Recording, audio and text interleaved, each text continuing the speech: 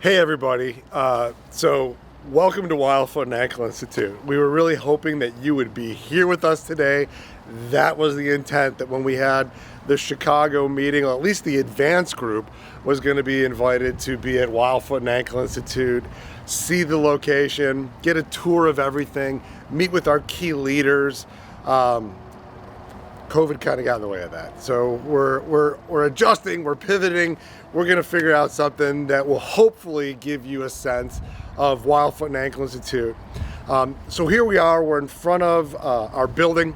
We moved into this building in September 2019. We had been at our previous headquarters, and it was kind of our clinic that became a headquarters, that became multiple campuses.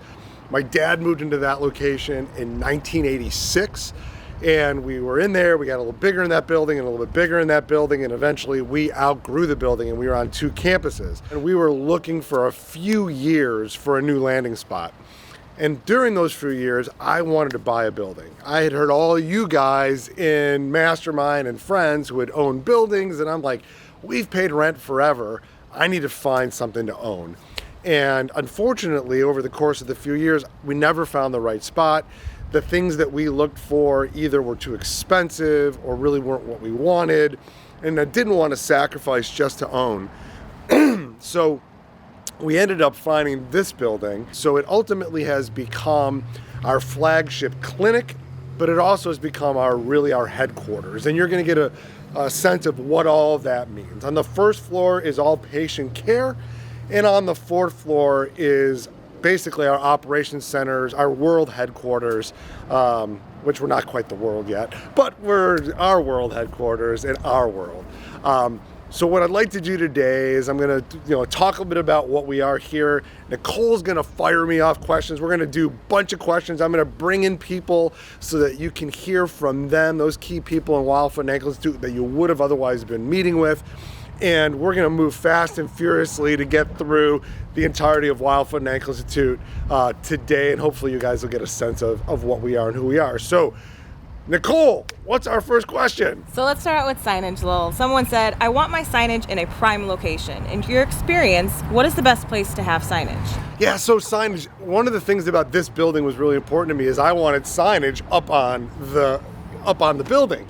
Well, we have to have a certain amount of space, which we've taken, but they're waiting for enough tenants to come in that won't have as much space as us. And once we get to that point, we're gonna get big marquee signage on the side of this building. As it stands right now, we have some pedestal signage on the main road and some on the side road that comes in. But I think you always want big, prominent signage as best as you can with your name in lights, so people see it, they're gonna come in. Signage-wise, I just think you want your team name as big and prominent in places that people are going to drive by, they're going to see. You don't, and as also when you have, for a destination, you don't want people to be looking for you kind of haphazardly when they come to one of your locations. We recently had one of our locations that we had acquired, you literally couldn't find it. And so it was important for us to improve the signage so that we had it prominently positioned. But I don't have necessarily the right answer or formula for it, but the more the better. So do you think there's value to having physician names or hours? Yeah, so parking, well, let me start with parking. At our previous location, parking was a disaster. And one of the reasons I picked this place is that our parking lot is huge, expansive, and we actually have spots that are dedicated for Weil Foot and Ankle patients. At many of our locations, there is valet parking offered. It's mostly hospital-based buildings, and one of our locations in downtown Chicago, which is a parking nightmare, we looked at doing valet parking, but the cost didn't make sense. Like, the cost to get a valet and all that kind of stuff, ultimately patient visits weren't going to be covered. So we have never paid for valet ourselves, but some of the hospital buildings that we're in do cover that valet, but that, the hospitals can afford stuff like that.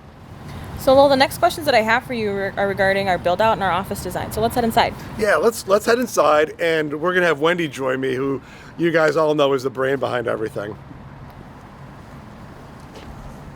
So when we moved into this space, one of the really attractive features about this space and I told you the building was empty, is that we could have the first floor.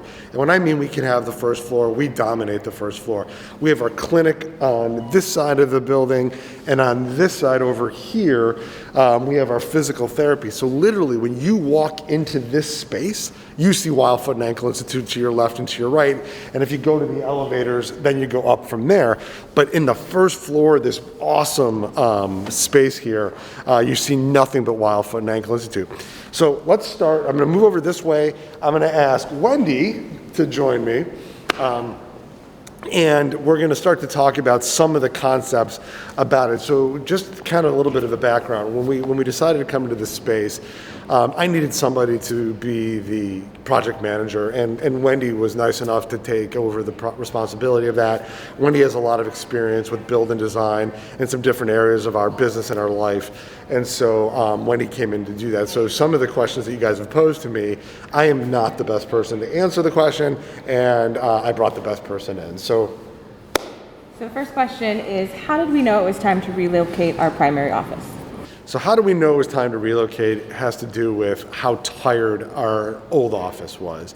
As I said, we had been in that space since 1986, although the clinic space that we were in, we had been in since 2002. So we are on 17 years of being in that space. Carpet was getting tired, walls were getting tired, the space just felt, the waiting area became tired. The building itself was in relative disrepair, and so we had to make a decision. Were we going to redesign everything, tear out the carpet, redo some flow patterns, or do we really need to go in something that was more consistent with who we have become in 2018, 2019, and ultimately what we wanted to look at going forward. So to me, that was the decision process in terms of when we wanted to move. But there are other locations that we have organizationally that we've just outgrown. A lot of leases that we've taken over with acquisitions, we've looked at and said, you know, there's a better place down the street that will provide the service to our patients that we're looking for. Anything else that you would add to that list? I would just say tired. We needed more energy, a cleaner feel, and a more contemporary feel to it. So one of our members is interested in building out a new building. So how did you select your design group and architect? It was recommended. We hadn't used them in the past. Someone that was recommended by our real estate agent, and we're very happy with them. Yeah, so we have a real estate agent who's also a good friend, and he had used the design firm in the past with other medical build-outs that he had done. And so Wendy and I had met with them, and kind of right out of the gate, we liked their personality, we liked their concepts. It was a collaborative. We had met with others who were a little bit strict in terms of it must be done this way, and they were really collaborative. And I felt like some of the things that they asked wasn't just like, where do you want treatment rooms? They kind of looked at the ergonomics of it, like what was the flow, what was the feel? And they would ask us questions like, what do you want the patient experience to feel like? It wasn't just about what size rooms do you want, where do you want the sink located? It was much more about a patient experience that they ask us questions. And I think Wendy and I, when we started to talk about it with each other, were like, that's what we're looking for. And I think the important thing is make sure that you interview at least 2 or 3 firms, because you really get a good feel when you start delving in with them. Definitely take the time to sit down with them and to get to know them personally. You're going to spend a lot of time with them. How long did the process take from start to finish? It took about 15 months from when we found, once we found the space, the whole process took about 15 months after that, from design phase, building out, bidding the different projects, picking out furniture, fixtures, and then the whole process of the build out. But we have 23,000 square feet, so that you have to keep that in perspective too. That included both our clinic, physical therapy, and our administrative space. So why don't you think about what we're doing now in Lincoln Park? So Okay. in one of our offices that we've been at for about a decade, next year we're going to be moving. And so why don't you talk, because Wendy's leading that charge as well, maybe talk about that. That's more of kind of what this group is going to be looking at. Right. You're moving into how many treatment rooms, and maybe talk about that a little bit. So that space is about 4,000 square feet, 5 treatment rooms, physical therapy, MRI. So once you pick who your architect, starting from that point on, design phase, mechanical, electrical, plumbing, that takes about 6 weeks to 2 months to do. Bidding it out always takes longer than you think. It's always going to be 3 to 4 weeks. And then the actual build out itself will take about 3 months. So in this build out or the build out that you're currently working on, what challenges did you encounter during the process? I don't know if you've ever built a home, but I think one of the biggest things is when they set the timetable, it always takes longer. Like, you have to build in that buffer. I think knowing that helped. It frustrated a lot of other people who weren't used to that process, but definitely put in a buffer. I think it's also important to get input from your staff, your clinical staff, your front desk staff. Really make sure that you get their input. I think that's important. Challenges, we had a very smooth build out, but So she says we had a smooth build out, and we did because she led it. And Nicole and Anna, who you guys may have met in the past, were really a big part of it. But there was a big hiccup that Wendy tends to forget about, which was all of the decorating was done around the flooring. Like, the flooring was picked and then everything came from there. And a few months before it was supposed to be done, Wendy found out that the flooring wasn't going to be available for 4 more months. And we were moving in 3 months. So she had to quickly pivot, find new flooring that matched everything else that had been picked and ordered. And that was a little bit of a hiccup. I think I blocked that one out. You have to be nimble. Definitely have to be nimble. So while we're still on the topic of design, we were asked, how did you decide on color scheme and artwork? Color scheme, we wanted, the whole idea of walking into the space, we wanted that wow factor. We wanted it to look state of the art as far as facilities and physicians. The trend right now is to go more in the gray tones, so the grays and the coppers, things that feel clean, neat, and still have a pop to them as well. So what advice would you give to someone who is building out a new location?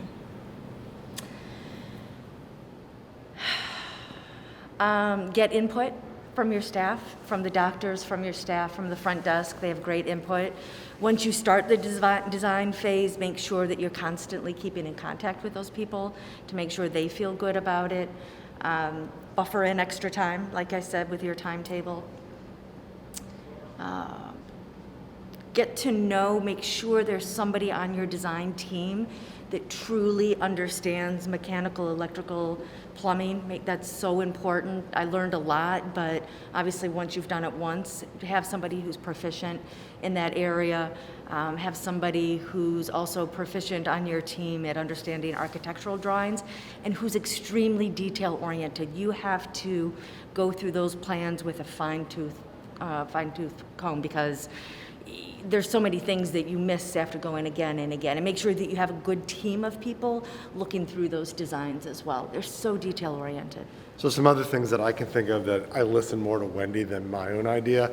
Storage. Make sure that you've got a good amount of storage, because I think people underplan for storage, and then ultimately they've got to put stuff somewhere and it junks up hallways or treatment rooms or something. So plan for the appropriate amount of storage. Also be thoughtful about what your future looks like. Don't plan for just today, plan for a year, 3 and 5 years down the road for all the time that you're going to be utilizing that space. So what you need today, and if you're planning on expanding, on bringing on another associate, bringing on more services, be thinking ahead of those things. At the same time, don't make a space that is too darn big that you don't utilize all the space, because then you're paying for square footage that is waste. So, you want to be thoughtful, and at the same time, you want to be conservative in that thoughtfulness. And I think too, like clinic area and treatment room. So in the clinical exam room, every single drawer and cabinet, have planned out exactly what you're going to have in that drawer so that you don't have extra space or you don't have enough space. And then organizationally, take that model and try to replicate it at all of your locations as you do build outs going forward. That way, if I'm a doctor or an assistant and I'm in one office and then need to go to another office, I know everything is going to be in the exact same space. Clinical area, ahead of time plan what's going to be in those drawers, what's going to be in those cabinets, so that you know you have sufficient room and there's a plan to it. Because in our old office, I feel like we had too much cabinet space and people just start junking it up with all kind of stuff. Lowell and Wendy, I'd love to pick your brain on the waiting room right behind us. So one of the things that we did is we wanted to have a very glass opening, so it felt like it spilled into the main lobby of the building. So it felt more spacious, and so glass everywhere. We try to have lots of glass, lots of light with the windows and things like that. So go ahead, Nicole. So how did you determine the amount of space to use for the waiting room? First of all, we looked at patient flow. So how many doctors are at this location? What are the hours they're working? And traditionally with those patient hours, how many seats would we need? Also accommodating for handicap needs, for people that tend to be a little bit larger. We really wanted that wow factor, so that when you walked in, like I was talking about, that state-of-the-art feel, so you can see where it's light and bright. I think another important aspect, if you want to come this way. So while we're doing that, I wanted, and my task to Wendy was, I don't want this to be a waiting room. I want this to feel like a hotel lobby, a reception area. It's not a waiting area, it's a reception area, so that people feel welcomed, not that they're sitting waiting for doctors. And so my task to Wendy was, make it comfortable, make it feel like you walk into a high-end hotel. So some of those comfort aspects, one is we offer free Wi-Fi to everyone.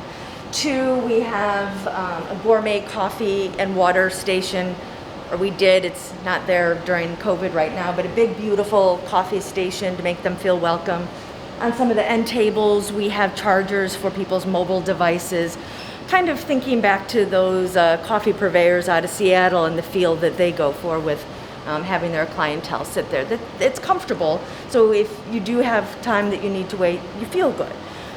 The other important thing that we wanted to put front and center is over here we have our core values.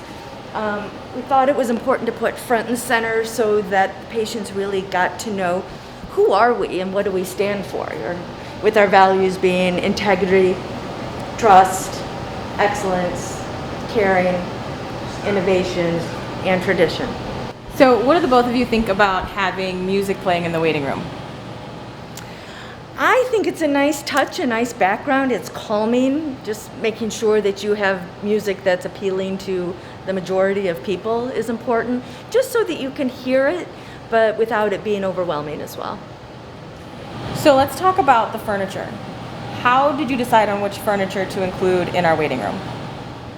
There's a couple aspects that are important. One is you want it to look contemporary and modern, a little less reception room looking, a little bit more comfort to it, durability, which is always important, and a little bit of variety. For example, this area right here has more of a lounge feel to it, and comfortable footstools too, so you can rest your feet. All right, we are now, I'm with Omari Johnson, who historically was our front desk manager, and now he's become an area supervisor. But Omari is the most knowledgeable person in our organization about what we call patient services, front desk stuff. And so you can see here, we've created this really neat space, kind of this floating space in the middle of the room. Again, it has this hotel feel to it, with the exception of having to put all these COVID things up. We want to keep it clean and neat. So all this COVID stuff has kind of junked it up just a little bit more than we would like. But in any case, Omari, thanks for joining us today.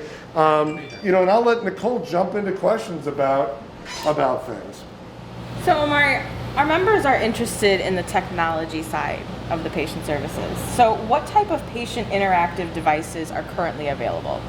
Our kiosk is the highlight of patient interaction. Patients are able to check in, input their data, make changes if necessary, make payments, and check themselves in. So, what are some of the benefits besides the ones that you just mentioned of having a registration kiosk versus manual paperwork? Well, first, it frees up the staff so they can be more interactive with the patients. It also eliminates some of the manual data entry as well as some of the paper. We've cut down significantly on the amount of paper that we use. Since we moved to the patient kiosk, have you found that there's less issues with people paying their bill, that when the computer tells them to pay their bill, they swipe, and when you ask them to pay their bill, they say no? Absolutely. So typically when patients see the amount that they have on the kiosk, they're more willing to pay. There's an option that says pay now, and they press the button and swipe the card. In the past, when you would ask them, sometimes they felt offended, but the tablet does a great job.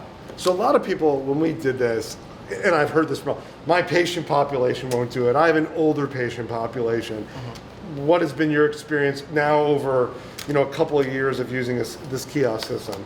No matter the age of the population, once they know how to do it, they're more willing to do it. So with the people who have technology issues, once you start to walk them through it a couple times, they get used to it and it becomes part of the check-in process and they're accustomed to it. So, Omari, with COVID restrictions in place, what precautions are you taking when the kiosks are in use? So when the kiosks are in use, we clean it after every use. We wipe it down with Lysol to make sure that we kill any germs on the tablet. So how does the patient services team contribute to the patient experience? I think that they're a vital part of the organization. They're the first person that they see, so it's setting up expectations. Once the patient walks through the door, they should be greeted with a smile, a friendly, energetic face, and hopefully we can build a great start so then the assistant can take it and carry it over to the doctor. So how does your team deliver private information to patients during the check-in process with other patients around? Well, we try to be discreet. We don't say any personal related information out loud. If it is a conversation that needs to be had in private, we can also take them to one of the treatment rooms and have the conversation in the treatment rooms to just ensure their privacy. So my last question for you is, what does the handoff process look like from the patient services team to the clinical team? So patient service welcomes the patient in. We make sure that all of their demographic information is up to date, collect any payments, and at that point, we'll let the assistants know through our EMR system that the patient is ready, as well as pass the chart along to the assistants so they can begin to input the medical history information. Thanks for your time today, Omari. We got to move on, and I'm sure there's more to talk about, but we've got to go into the clinic. So let's take a walk into the clinic now. And so we're going to go into one of the treatment rooms right now, and Wendy's going to tell you about the kind of the setup of it, and then I'm really going to take you through an entire tour of what the flow pattern looks like and things like that. So come on into room 12 with us. So one, I think, is efficiency. What I found with some offices is they have huge treatment rooms, and each square footage is expensive. So, have it be what you need, yet be careful of having a room that's too expansive as well. We have enough room that we can bring in here an ultrasound machine, pad net testing, any of those types of things. So most of our physicians stand. So we've angled the room so that the chair being in the corner, the physician at the same time that they're seeing the patient has access to their computer, their Dragon, and or they can type on their keyboard while they're talking to the patient. So I can have a visual with the patient at the same time that I can be working on my computer to be most efficient. If we think about each drawer's... Hold on, Wendy, how big are the rooms? Like, what is the dimensions of the room so people can get an idea? Because I think this room is very comfortable in size, but we really tried to minimize our wasted space. We didn't want to make rooms that were so big that they look like they're great and big, but you just don't utilize the space because every square foot is money spent when you don't need it. So how big are our rooms? All of the rooms are either 10 by 10 or 10 by 11, depending on which part of the clinic they're in and what the layout was. And that size is enough to be an effective podiatry room that we can treat all kinds of things in, right? Correct. I would say probably the majority of our facilities, they're usually 10 by 10 or 10 by 11 is the size of room that we use. So I interrupted you, so. No, that's okay. And then looking at our cabinetry, all of these are custom-made millwork, which actually ends up being less expensive. Each drawer, like I was alluding to before, has a specific setup so that we know if we go from office to office, both the physician and the medical assistant are going to find the same thing. So, if you want me to go through each drawer, we have our instruments in the top drawer. Next drawer are Band-Aids, alcohol wipes, etc. All of our bandages. These little dividers are nice because of all the small things that you use, your metatarsal pads, your Cellopose pads. Instead of things being strewn all over the drawers, they help keep them nice and organized. Again, these for our trays. The nice thing about this area over here too is, as we're talking about the paper, is if you tuck your Mayo stand underneath here, gets it out of the way, gives it that clean look. What we've done with the different drawers is we have all the cleaning supplies, all of our padding, everything that we need to clean. The other thing that we have done, if you look on this side, is the braces that we most often use, we actually have them in the room. So our night splints, our Stromgren braces, our post-operative braces. Efficiency-wise, then the MA doesn't need to be running to storage room to get them. They're here. And then at the end of the day or end of the half day, then we'll restock each room. But it just makes time go faster that they're not running back and forth and then coming back with their supplies. Everything is right here that we need. Top drawer, we have all of our gloves, which are readily accessible. All of those were thought out by the input of physicians, medical assistants, and what has worked well for us in the past. So one other thing that I was thinking about while we're talking is we have wood floors or laminate floors. Yeah. Why did we pick that versus carpet? We had carpet in our last location. Right. So thought process there. This is just so much easier to maintain. One, it's cleaner because things accumulate in carpets that you just can't get out. It's easier to maintain them. But spills, if you think about betadine and three-way casting material, it's blood. It's so hard to get that out of carpet, and carpet starts to look dingy after a while. Where this is, especially with how important it is these days with cleanliness, it's much, much easier to maintain and to keep cleaner. I'll talk about that later. So Wendy, you've done a fantastic job of answering all of our questions. The only other one that I have for you is, what are your thoughts on putting different items on the countertop, and why did we decide to keep that clean? Again, it goes back to that crisp, clean look. Think if you go to somebody's house and everything is cluttered, you get the feeling, if you see something cluttered, your mind, the psyche of your mind thinks disorganized. Whereas if there's something crisp and clean, you think organized, you think contemporary. So we've tried to, the only thing that we really keep on our counters is one tissue box. That's it. So I'm going to come over here and talk about this, and you maybe have some feedback to that, which is we've put all of our education on the wall versus having it on countertops or just kind of everywhere. And as we've done that, we've created these nice, consistent messaging, all of the different things that we're talking about, and all of the cards of the doctors on the wall as well. So kind of to Wendy's point, they're not cluttering the top of the counters. And people still walk over and grab things.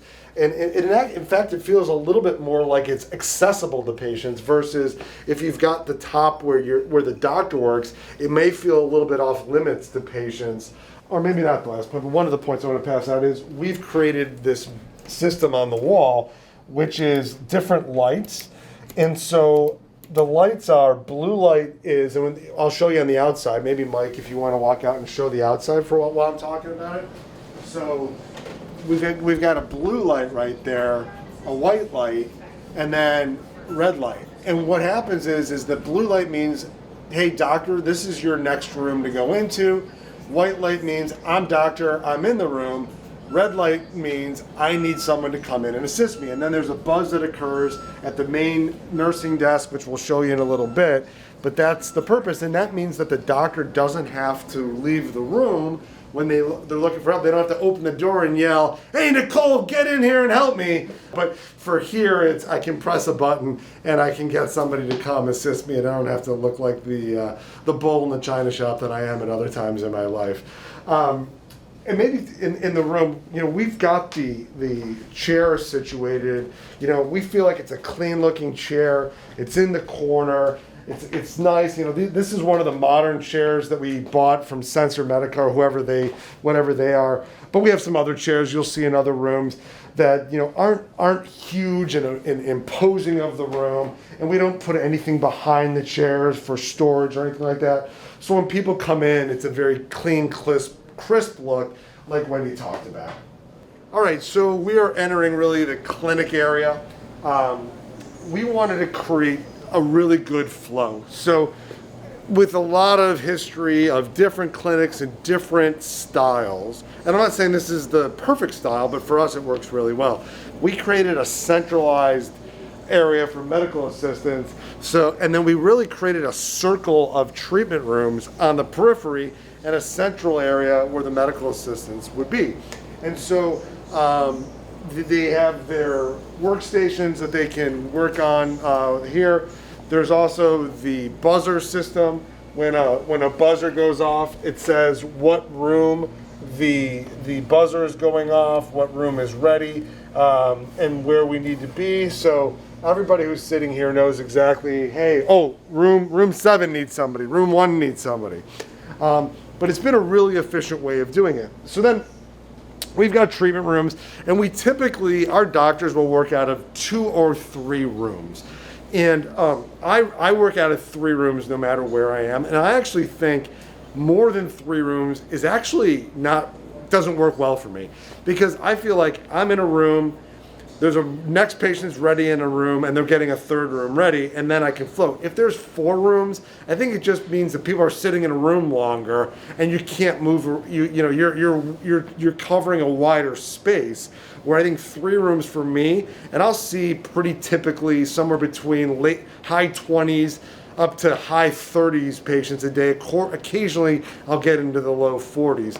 And in 3 rooms, that works really, really well for me if my staff is able to keep up with the pace.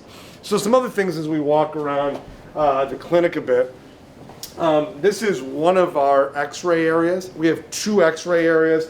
One is just because of just the amount of x-rays we take. We needed 2, and we decided to do them in 2 different parts of the clinic, one on one side, one on the other, so that people weren't walking far from x-ray into their treatment rooms. And so over here, you're going to see our orthotic scanning technology. It's on a roller, so it can be rolled in and out of the rooms really easily, and people just put their foot here, and we do the orders here. Some of these shelves, I don't even know what's in all these things, but some casting equipment and things. This is things that the MAs are going to open up. I don't even know where all these things are. I'm literally opening things that I don't know. Some open space, some cleaning things. Some of the solutions that we're going to use. So I think to be fair, it's important to note that we intentionally place all of these supplies in the location that we did. For instance, you have your injectables that you were just about to open up, and above that you have all of your rubbing alcohol, your cold spray. So it was really intentional in how we outfitted all of these drawers. And so it's kind of funny that Nicole has to interrupt me to tell me that, because I was not a part of this decision process. It was Nicole and Anna other clinical staff and Wendy, who really wanted to make sure that this process was going to be what was best for the medical assistant and watching the physicians work. That was how it all came about. But I didn't, and so I just came in the first day we were here, and I was told this is what this is and this is what this is, and that's how I've worked, and it's worked really well. So I think sometimes is get the physician the hell out of the way and let the people who actually know what they're talking about lead the way. So we have sterilization here for all the instruments. We sterilize everything, even the things that don't need to be sterilized. We sterilize them terminally with our sterilization systems. And if you've noticed, we don't have many sinks. We don't have sinks in the rooms. Number one is putting plumbing and sinks in treatment rooms is extremely expensive. And how often do you really need a sink in the room that you're working in? And I would argue you don't need it very much. And so we have some centralized sinks, but we don't have sinks in our treatment room. We don't create individual offices for doctors. We create a shared space for doctors. What it does is, it doesn't suck up space. Have a good weekend, Tony. The shared space invites for discussion between physicians, camaraderie, a great way to bounce things off of one another. And so that's how we've just created our shared space. And with some of the thank you cards are here for the physicians to fill out, the necessary caffeine to keep you rolling in the day. And then, so you've seen this part of the clinic, and then we will wrap around and you'll see kind of the full circle. And we have, you can see we've got our numbered treatment rooms, and you can just kind of see how the whole flow pattern works, and then the X-ray. So, this is our secondary X-ray area. So before we go and look at that part of the office, I want to take you into some treatment rooms and talk about some of the technology that we use and some other things within the treatment rooms. Now we're going to act like I'm going to go in and see a patient. Nicole's sitting in the treatment chair, and I'm just going to kind of take it as if I was. I know a lot of you asked questions about how do I go about doing that. So I now know that Nicole's in this room as a patient, and I'm going to walk in. Hi, Nicole. I'm Dr. Weil. Nice to see you. It's nice to see you, Dr. Weil. So one thing that is going to happen when I walk in is the video has been running. Hopefully, Nicole, the patient, has been engaged in watching the video. I immediately walk in, and I'm closing the door, and I walk over, and right behind our computer we have a switch, and I hit a switch, and that turns off the video. I hope I didn't do something else. Okay, cool. And I've got my electronic record up as well. So I know that there's some questions relating to that, Nicole, but I just want to show you how I enter the room. I click off the video, it immediately goes away, and now I can become engaged with my patient. So, Lowell, tell us some of the things that you expect to see upon walking in the room that your medical assistant would handle. Yeah, so when I walk in the room, I want my notes to be hidden, and the X-rays to be hidden, but I can easily grab them and pull up the X-rays and pull up the charting. And so I want those to be ready to roll when I walk into the room, and of course the video is up as I already talked about.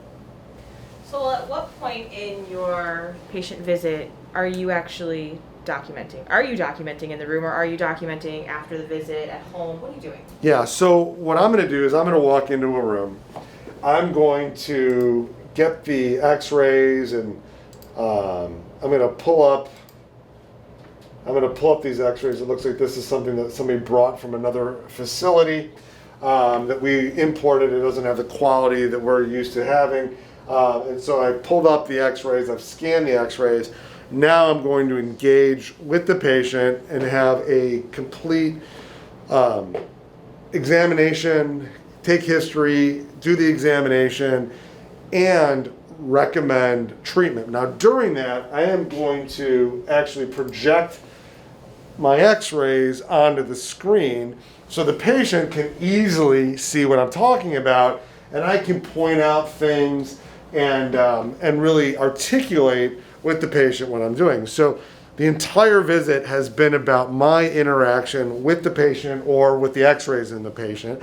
And at the end of my consultation, I'm going to tell Nicole, the patient, here's my recommendations and here is what I think you should, what the treatment is. Then I'm going to turn to my computer, put on my headset, and by doing that, I've actually broken up our conversation. The patient now knows that I am doing something differently. And I will come in here and I will go into my template. And I know that some of you want to know, how am I charting? And I am doing it. So Nicole is sitting there. I've just finished my conversation. I've gone here. And I'm now click on this. I'm going to open up the icon so that I can speak.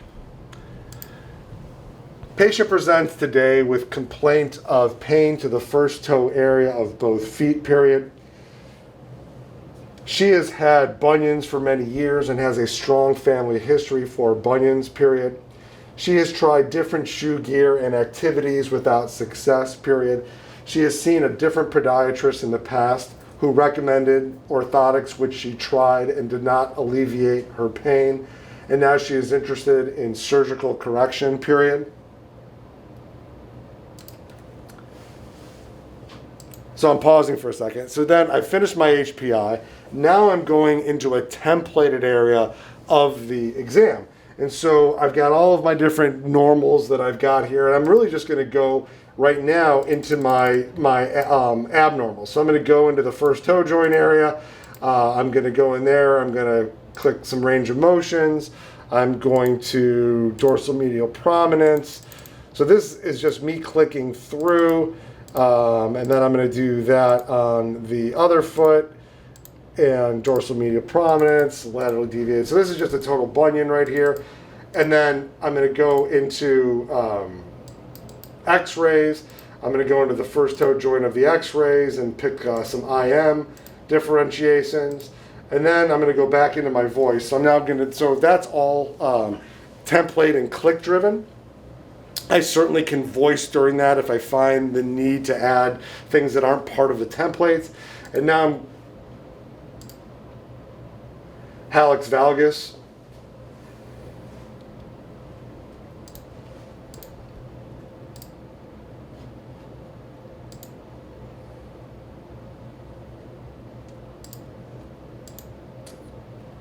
I've had a long conversation today with the patient about the etiology of the bunion deformity as well as its progression, period.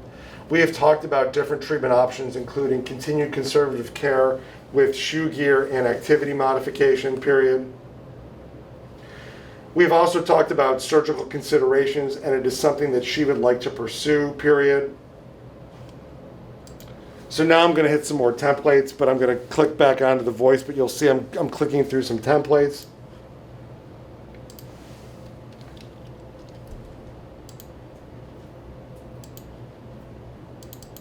Scarf Aiken bilateral. IV general without airway. 1 hour. Surgery center.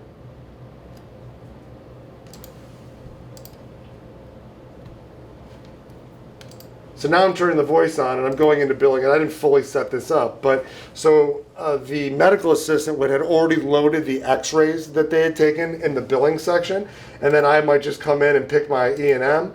So it's a new patient. I'm going to pick a 4-level visit because it is a new patient with surgical consultation, and I can certainly add the diagnostics here. So I can go in here and I can pick my x-rays and click them in there, and then do all of my modifiers and link everything.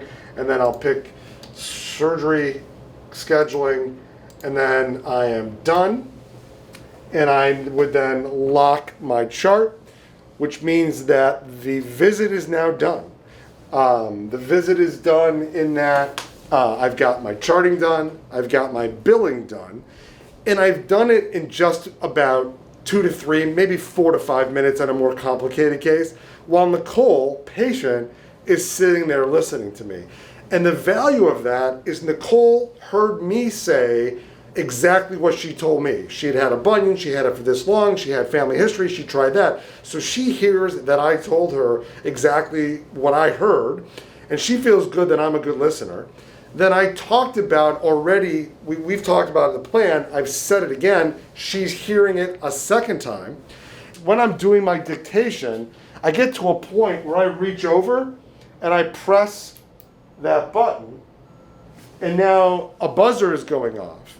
And so while I'm doing my dictation, one of the medical assistants comes in, closes the door quietly, is now standing over here, listening to me, knows what I want to do. So in this case, I want to schedule surgery. But if I need a brace, if I need a night splint, they're listening to me. And as soon as I'm done, and I can say to Nicole, patient, Nicole, do you have any questions? And when Nicole says, no, you've answered them all, I can say, okay, well, my medical assistant now is going to talk to you about surgery scheduling, is going to show you how to use the brace, is going to make your next post-operative appointment. And if it's a next post-operative appointment, say, Nicole, I'll see you in 4 weeks. And in 4 weeks, if the brace and the medicine hasn't worked, we are then maybe going to look at an MRI to help diagnose that. If it's not getting better, I'll see you in 4 weeks. Thanks for coming in and seeing us today. And then I'm going to properly wash my hands, and I'm going to exit the room with the medical assistant there to take over. But by doing this, I've finished everything in the room. I don't go outside and do the notes, and I do this literally 99% of the time. The 1% of the time I do not do notes in front of a patient is when they are annoying, they won't stop talking, and I just got to get the heck out of the room as fast as I can because they're making me crazy. But that literally is 1% of the patients, and I don't even think it's 1% because that means it's once a week, and it doesn't happen to me once a week. It probably happens to me once a month. So it's a pretty rare occasion. So by doing that, I'm spending the 3 to 5 minutes that I would otherwise spend somewhere else doing my dictation, and I'm doing it with meaningful time in front of the patient, and now I am done and I can move on. If I go and see 2 more patients and I gotta go back and do Nicole's notes, I can't for sure remember, was it her grandmother that had the problem, was it her mom, was it her left, was it her right? I can't remember exactly. And I wanna be accurate, I wanna be timely, and when I'm done for the day, I wanna be done for the day. So let's talk about physicians who are maybe not yet ready to dictate in the room the way that you do. What are some of the ways that they can expedite their dictation or their documentation? Wow, that's a hard question for me because I don't do that. So, and I always try to preach to people to do it the way I do. However, what I would say is try to do as much in the room, and it may not be talking and dictating in front of them, but as much on the computer in the room without turning your back for meaningful periods of time with the patient. And notice that, right? I was talking to the patient face to face, and then, I turned, and now and then I'll turn back and look at them.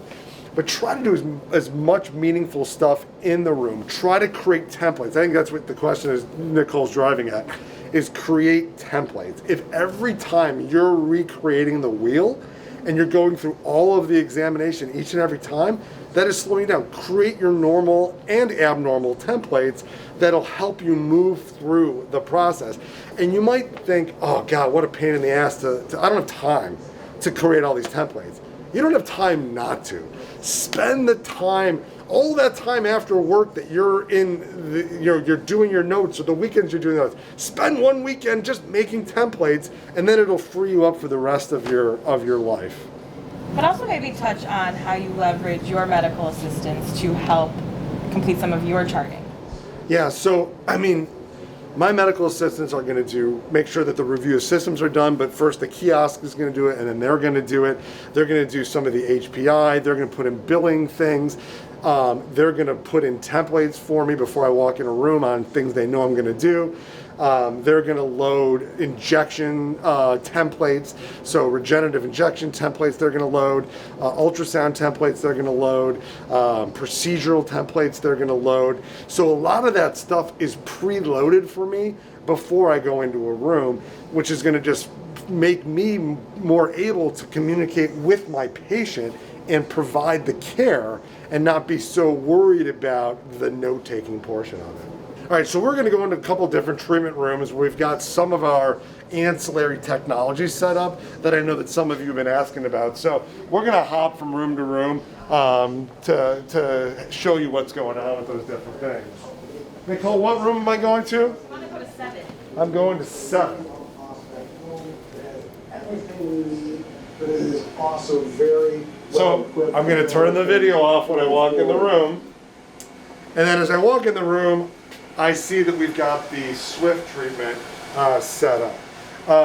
So frankly, I don't know a ton about the Swift treatment. I do it, but what I'm going to do is I'm going to pull this out. It's wrapped around for protection. So the Swift treatment is, I'm going to use this handheld device. I'm going to take an applicator and I'm going to put it in place. And once I put it in place, it's ready to go.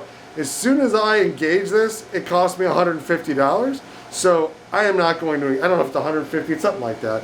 It's like some number that's bigger than that. So if I engage this, it costs me money. So you guys aren't going to see me engage that today. Then once this is engaged, the medical assistant will then change, and I can't change these parameters until I engage the wand. With this, I can't, until I do this, I can't do this. But you change the watts, you change some of these parameters, and then eventually I'm gonna go up to the patient and I'm gonna hit this button and it's going to release the microwave energy. It hurts. It doesn't hurt from the beginning, but it hurts each and every one a little bit more. And each time the medical assistant has to turn the watts back up and you do it, turn it back up and do it, and you have to add up so that you're getting 80, a level of 80, I don't even know what, all of a sudden I forget the measurement level, but it's 80 total energy levels to each wart that you want to treat. And so I've treated several people with Swift, and I've gotten spectacular results, like full resolution in everybody I've treated. But I'm not the biggest treater of warts in our group, and I'll just kind of talk. Wendy, I wouldn't say is the biggest treater, but she treats a lot of warts. She has had 100% success using the Swift since we started using it. Look, I am not a paid spokesperson for Swift, but it's been really, really successful. We get a lot of patients coming in specifically asking for that treatment. So now we're going to head over to room 4. And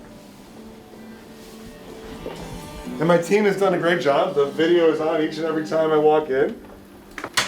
All right, so this is our EPAT device and shockwave device. So first I'm going to start with the bottom unit, which is the EPAT. And so this is the EPAT. It comes, so you know that you do this and you move it around the foot, and it comes with different applicators. And so it's got the gold tip, which is more penetrating and more specific. This is the one you want to put directly onto the area of pathology. So I would change this and I'd put on the gold tip. And then from a settings perspective, you have the different settings. When I start treating people, I usually start at 2.5 setting, and I try to go as fast as possible. So then I'm going to start, and I'm going to be treating them and moving it around in the area of pain, trying to find the area that is most painful for them. And that'll hurt initially, and then it'll feel better. And then I'm going to start to increase the pressure level, continuing to do this. And as they're more comfortable, I continue to increase the area. Think of this as the foot. And then eventually I'm going to try to get all the way up to 4 bar for my treatment. And you can see the counter going, and I'll do 3,000 treatments in the area of maximum pain. Then I'm going to switch that and go to this head, which doesn't penetrate as deeply and it's broader. And I'm going to do this treatment I'm going to start it out at a little lower level, about 3. And and I'm going to go into the arch and plantar fascia, kind of mid-arch of the foot, moving that around, and I do about 1,500 treatments there. Then I'm going to go up in the calf, and at the aponeurosis of the calf and Achilles tendon, I'm going to be doing it up in the calf area of the leg as well, and I'll do 1,500 there. And that can range from 3 to 4 on the settings. So that's the EPAT. The Shockwave is this device, and these machines from Curamedics, they're both Storz machines. And this one is a more deeply penetrating. This is a electrohydraulic, very deeply penetrating. And so I'm going to go on my settings here. And so my setting right here is a very, very intense. I'm going to take that down to 0.12 millijoules per millimeters. I'm going to do 2,000 pulses. Then I'm going to turn this on, and this is very, very penetrating. Like, this penetrates a lot. And then as I go, I increase it, and all the time I'm moving around, finding the place where it is maximally painful and really trying to stick on the area of maximum pain. I try to keep the level of pain in both of these somewhere between 6 and 8 out of 10 on a pain scale. Because if you keep them at a low level of pain, you're really not treating effectively. And so I continue to increase, and as I get to higher levels, it does slow down because it has to regenerate the energy. And then you can see here as I continue to go up. And I try to move them from a 0.12 to a 0.3 during the times of treatment. So when do I use this versus when do I use this? Well, we have these in almost every one of our offices. These are less expensive technology, great technology. I feel strongly about it.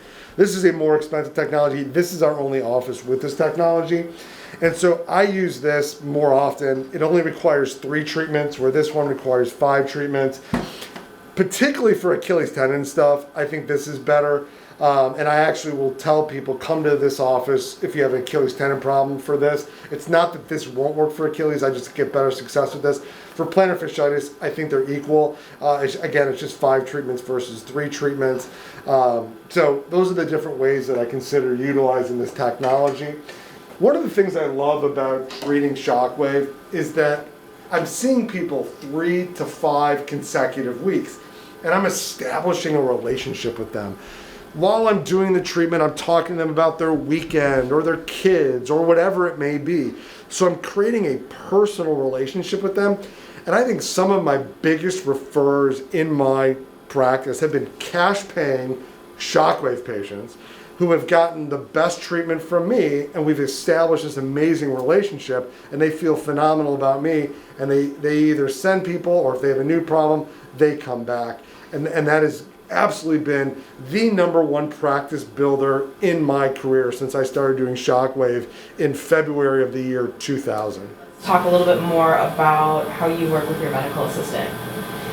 We've talked before about the importance of implementing a morning huddle with your team, right? And you do the same. So what type of information are you sharing with your medical assistant during this morning huddle to set yourself up for the day? Yeah, I'm going to walk into a clinic, and I mostly see patients Monday, Wednesday, Fridays. That's really my only time. And so on Mondays, I'll see about 40 patients. On Wednesdays, I'll see 35 to 40. And on Fridays in the morning, I will see, like today, I saw 18 before 12. And I get there and we talk about it. Let's look at the schedule. Who's going to need x-rays? Who's going to need an injection? So what room do we want an ultrasound in before I get there? Who's going to need bracing? Who's coming out of a bandage post-operatively, and what are their needs going to be? I think those are the main things that we're talking about. Or if somebody's going to be coming in for a surgical consultation, when are we thinking about trying to get them into the surgical log? Who's going to need physical therapy post-operatively? And we've actually probably talked about that before this day, but nonetheless, those are all the different things that we are discussing before we went in. And maybe there's a pain in the ass patient in that schedule, and we say, hey, we gotta use kit gloves on this one because they're having some post-operative issues, and we want to be a little bit more cautious with our interaction with them. So let's talk about how you having a morning huddle with your team can actually benefit a patient? Wow, so it benefits the patient in a lot of ways. It streamlines the process. When the patient goes from check-in to the medical assistant immediately taking them to x-ray, taking them into the room, getting them ready, those steps are more efficient and streamlined, so then I can go see the patient quicker, and then their time in our office is lessened. People value their time, and we should value their time as well. So by making it an efficient process, and we're getting all the information we need so that when I do walk into a room, I can be fully engaged with that patient with all the information I need, versus the patient gets roomed, I walk in and I say, hi, and they say, what's your problem? Oh, I've got a bunion. You know what? We're gonna need x-rays. Now I go here, I press the buzzer, they come in, the assistant comes in, they take x-rays, I go somewhere else. Well, I've now broke that communication stream. And now they're gonna get x-rays, I'm gonna come back in, kind of start the whole conversation over, get that comfort feeling back again where I already had it. And so you're breaking that up, and that is not the most effective way to create that relationship. So when you have all these huddle things in place and you're not having to go in and out of the room or have interruptions, the whole visit becomes more meaningful and consistent. So talk about some of the ways that you're currently leveraging your medical assistant to increase your efficiency. What are the responsibilities that you give to them to do that? Yeah, so all that you just heard, they're taking x-rays, they're preloading templates, they're putting in billing codes for things that we do. But I gotta tell you, what you saw me do earlier with Nicole is what I do. That's it. And when I say that's what it is, I look at the information, I listen to Nicole, I examine her, and I make a recommendation. And then I leave. Everything else my medical assistants handle. They handle putting on the DME. They handle prescribing. They handle giving the information, educational information. They are handling the next appointment. So, one thing I didn't talk about earlier is the patient doesn't leave this room without making an appointment. We don't let the patient walk to the front desk and potentially walk right past the front desk. We get that appointment made right here, because also the medical assistant knows when we want to see them. If you say go to the front desk and check out, well, the front desk might be working with somebody else. They might not know exactly what you're looking for. And when my medical assistant puts in the notes for the next visit, we know exactly what that next visit is going to need. Are we going to need an injection? Are we going to need those things? So my medical assistants also scan for orthotics. They will then start the process of getting the COB. If I say I want a regenerative injection, they then do an action to our billing department to then get the COB, confirmation of benefits, done, so that they get the injection. Then, if there's an injection ready, they're laying it out on a main area with the patient's name on it, so I can go in, create the injection, come in here, they've already got the ultrasound in here, and I can do it. So I am only really doing medical physician work when I'm in a room. I'm not doing anything else. Did I cover everything, or did I forget anything about what a medical assistant does for me? I mean, the only thing that comes to mind is removing bandages from your post-operative patient. So I asked my medical assistants, all my post-ops, I want to walk into a room with no bandages on. So they've cut the bandages off, they've cut the cast off. I rarely use casts, but they cut the bandages off. And so I'm walking into a room with a patient sitting with their feet up, steri strips intact. And now I can walk in, look at their x-ray, look at their foot, examine their foot, and we can jump into that part of the visit. I'm not busy like cutting away the bandage. Patient's like, oh, is it gonna hurt? I don't know. And that whole thing is, I always find to be super weird, versus I can come in and be the hero, not the bad guy cutting off the painful bandage. And I'm always trying to create the scenario where I'm the hero and everybody else, not that everybody else is the villain, but I want to make sure that I'm always doing the hero type of work for the patient. I think one of the things that I appreciated while I was your medical assistant is how much information you share with relation to your protocols, right? So for instance, I was responsible for taking bandages off of your first post-operative patients, but also explaining to them what they can expect over the next 4 to 6 weeks, letting them know about physical therapy, all while you're seeing other patients, and then you pop in and then you can just explain, at a high level what they can expect, and you allowed me to play a role in that patient's care, but also learn and grow as a medical assistant as well. So I think there's huge value in allowing your medical assistants to be in the room with you while you're treating your patients, or just giving them some insight into the protocols that you have for different diagnoses. Yeah, so I think that's an interesting thing that Nicole brings up, which when the medical assistant is cutting off the bandage, they are saying, and you're going to get into a gym shoe, and you're going to go to physical therapy, and this week this is what you should do with care of your steri strips. So they're very involved with that medical care. And then when I come in, I say the same thing. So several things have happened. It showed that we are a team that works well together. They're hearing it repetitively. You may have heard me say this in the past, but Mayo Clinic did a study 10 or 15 years ago that patients retain about 30% of what a physician says. So if we can say it multiple times during their course of time with us, the likelihood of them retaining that information is a lot higher. And ultimately, we want what's best for our patients. So if it comes out of our mouth, we want them to retain it. So by having all of these steps along the way. And then Nicole also pointed out something is, when you use your medical assistants to higher levels, they feel more a part of that patient care, versus if they're cutting off the bandage and the patient says, "Oh, what's going to happen next?" and the medical assistant says, "Well, the doctor will explain it." And that's it. That doesn't feel that good for the medical assistant, who seems like they're not allowed to talk. The person asking the question is like, "Well, is there like a secret? I'm worried about what the doctor's going to go say." Versus if it's all just normal part of their recovery or part of their treatment, it feels much more comfortable for everybody. All right, well, so you've seen some of our technology, you've seen the treatment room. Let's go on and move into other parts of the clinic. All right, so we're going to head down to our MRI area, and we've had an extremity MRI for a lot of years. This is Dave, who is he is everything MRI to us. He runs our whole MRIs for our organization. We currently have 5 MRIs, and we're looking to actually grow that in the next couple of years. And then I'll show you, open the door, and this is how big the space is. It's a small space. So when we brought MRI in, number one is I ordered way more MRIs, not because of overutilization. What I found myself doing before was it was a pain in the butt.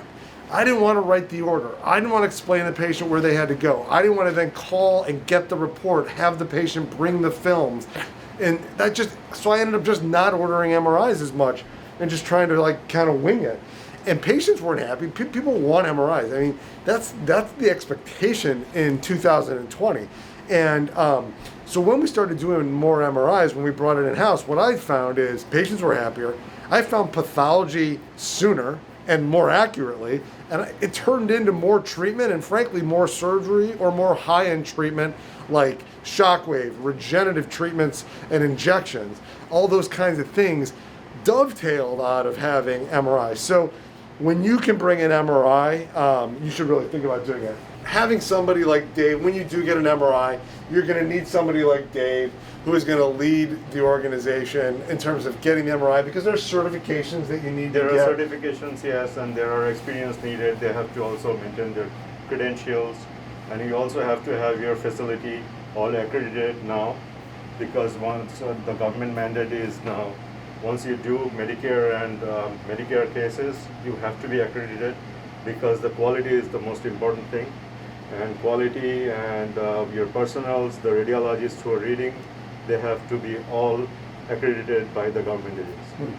What is the space need? If someone watched this video and said, "Gosh, you know what? I'd like to do an MRI. Sure. That sounds super great." How big of a space do they need? Basically, for a fixed magnet like this, you require like a 15 by 15 room. And that's all. I mean, it runs on a regular 110 power, and there is not much of like in the hospitals where you have the big tunnel-like superconducting magnets. They actually has a much higher recurring cost, but these are extremely easy to maintain, and they get calibrated every 3 months. So you just buy it, maintain it, and you get results. And I would say that, we built out this space with the MRI in mind, but in the other 4 locations, It was, we didn't build out with MRI. That was an add-on Add-on, after yeah. we were already in the space. And these are so space consuming that you just have basically a 15 by 15 room and another 6 feet by 6 feet for the techs to work in.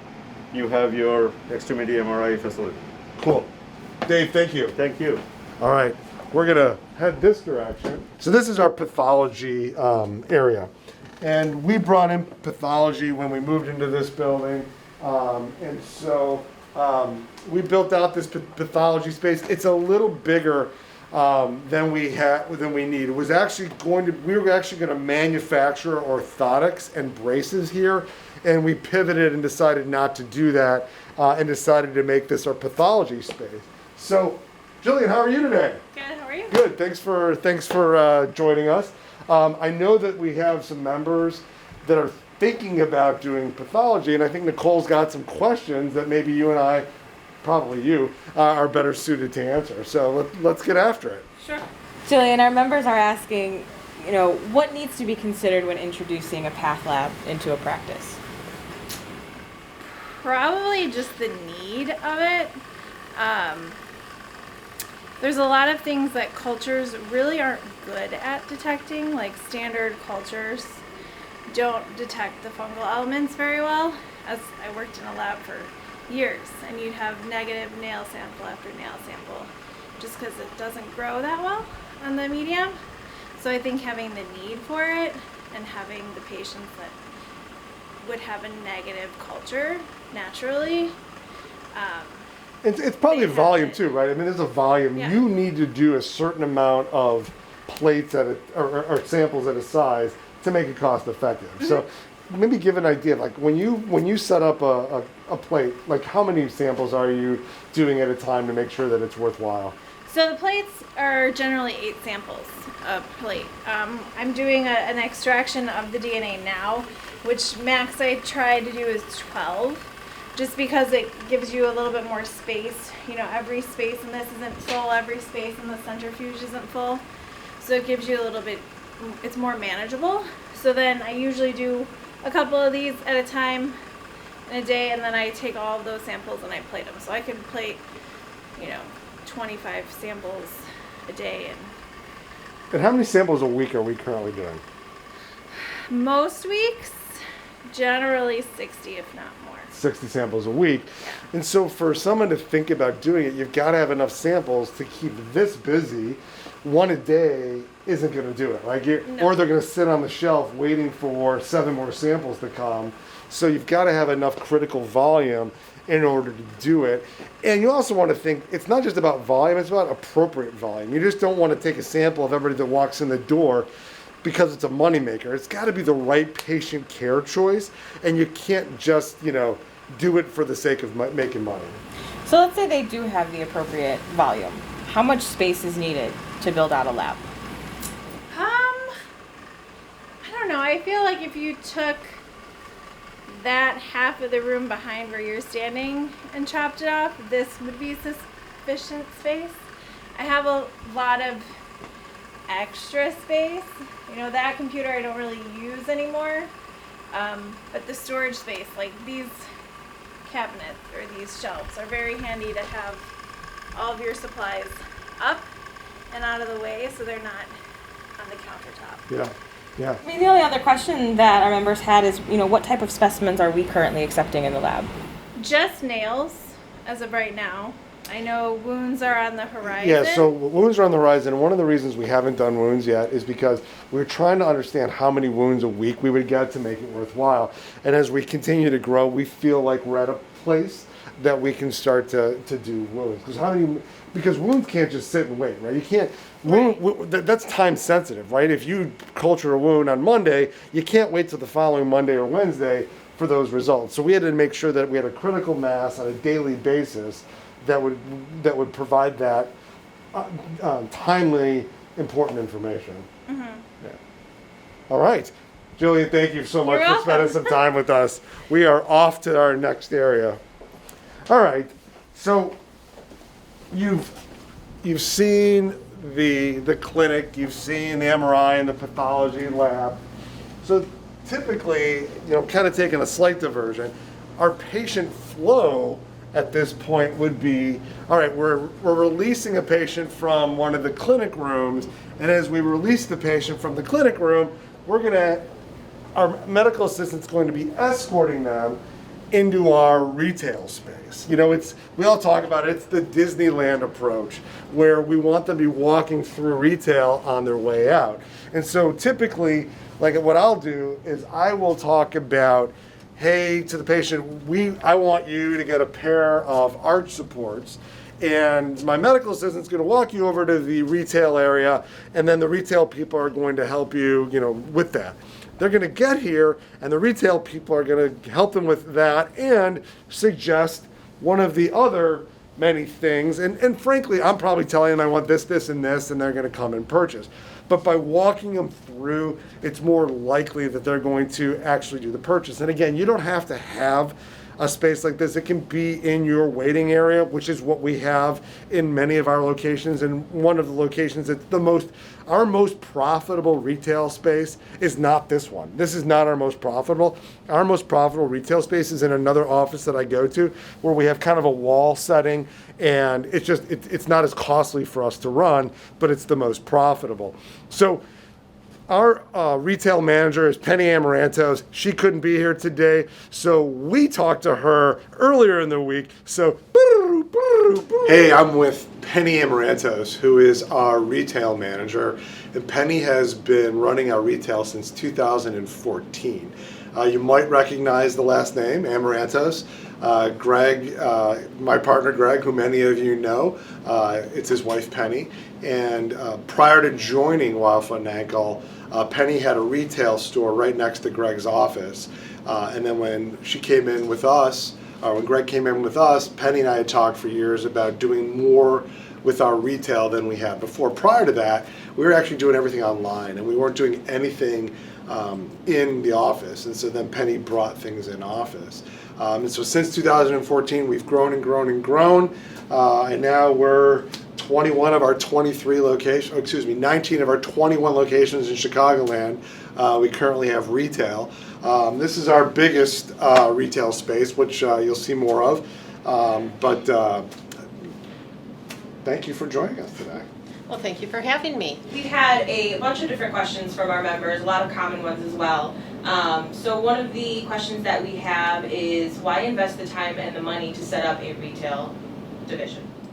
Well, with reimbursements being a little lower now than they were in the past, it was a wonderful way to enhance your income.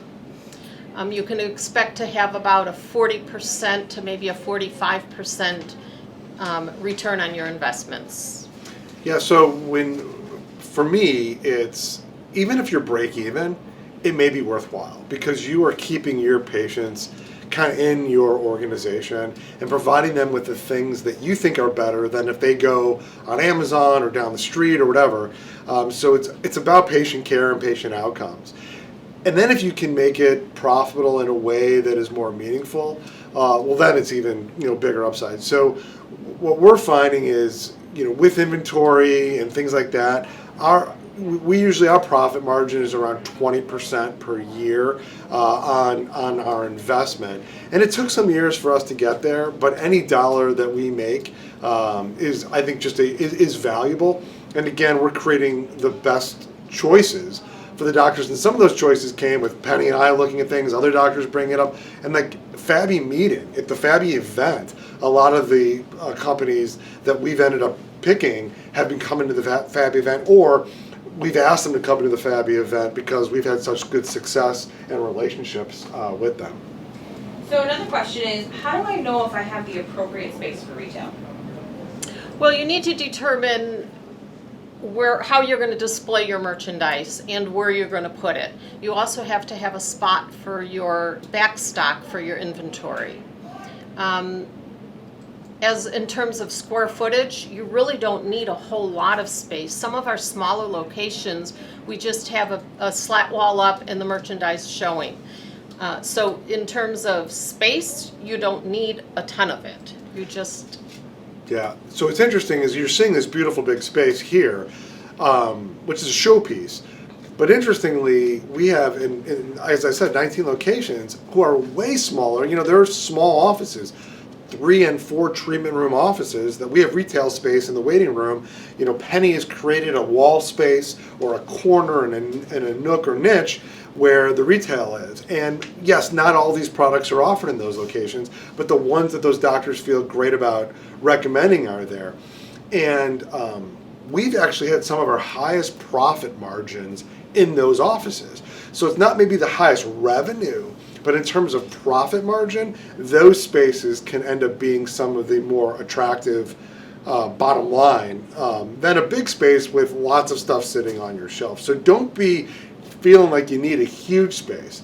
But Penny did bring up an important thing, is you got to think about where your inventory is going to go, and whether that's in another location in your building, you know, where is that going to be, because you want to make sure that you have things available, and at the same time you don't want too much sitting on your inventory shelves, because that costs you money over the long term.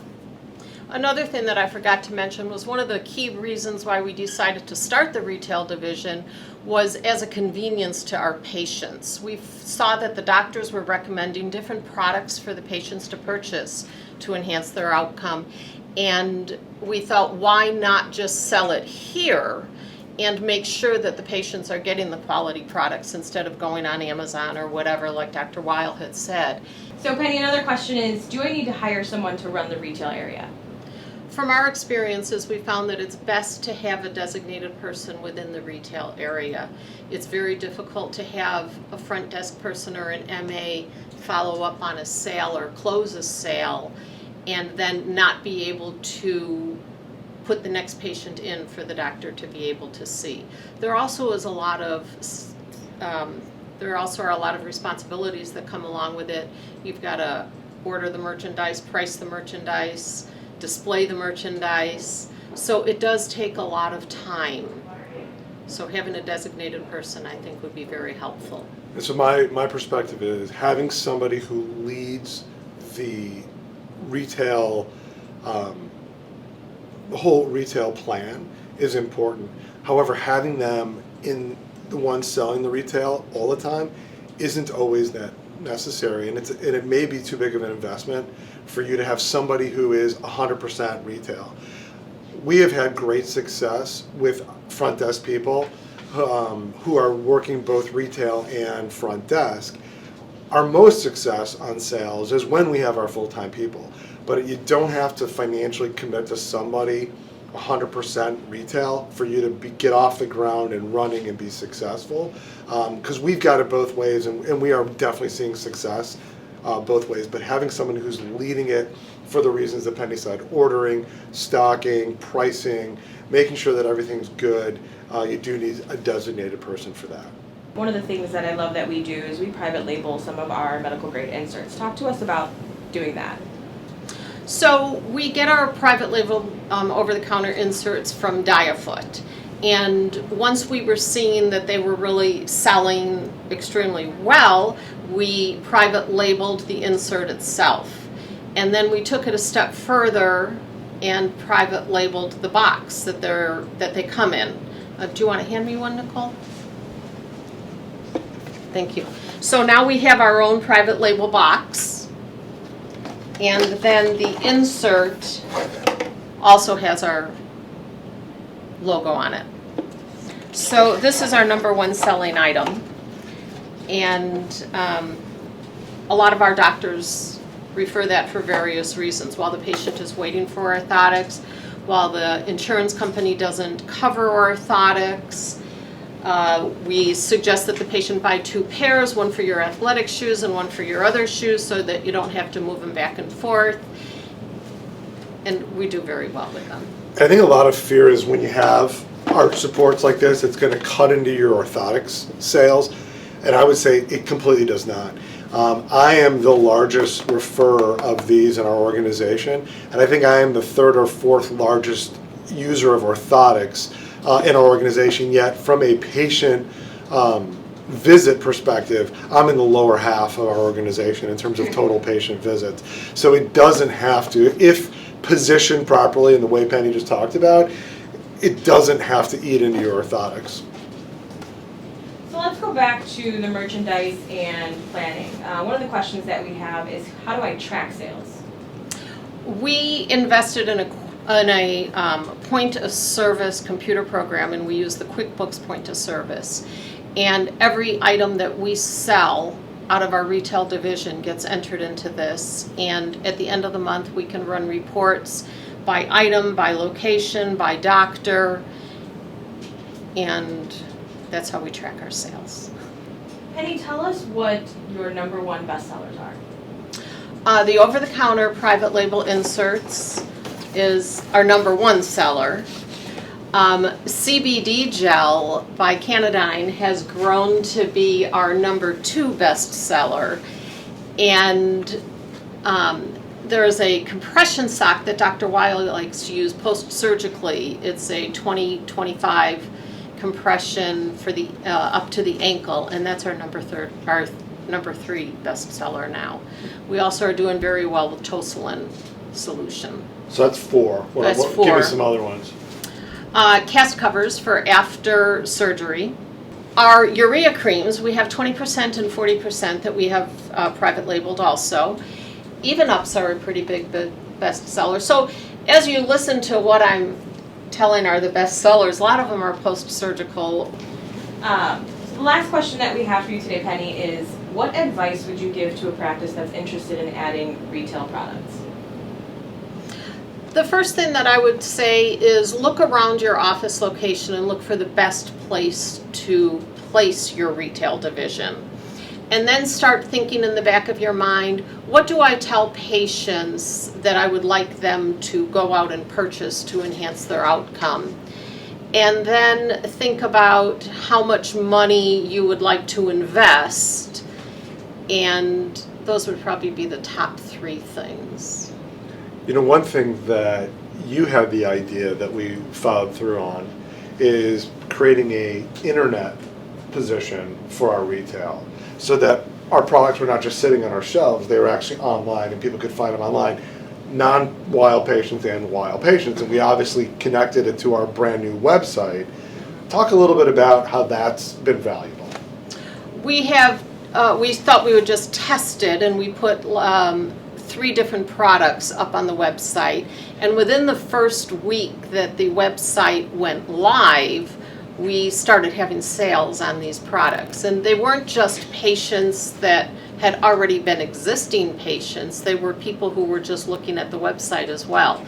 So I do think it's a good idea to have product listed on the website. However, I would start small and also sell it in your store. Great.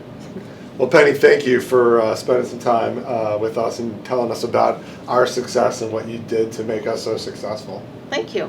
All right, so we're going to go into our PT area, which is right across the lobby from the clinic. And we created a nice PT space. So we can treat multiple people. We've got our fantastic therapists over there. Great space for them to do the things they need to do with physical therapy. I know that none of you, or a few of you, have had physical therapy, and most have sent it out. But when you can bring therapy in-house, and you can have great therapists who provide continuity of care for your patients, it is definitely unbelievable for patient experience, and it is a great opportunity for increasing profitability and keeping that money that you're referring out, getting it into your organizations. All right, so we're going to go upstairs to our administrative area. So let's head upstairs.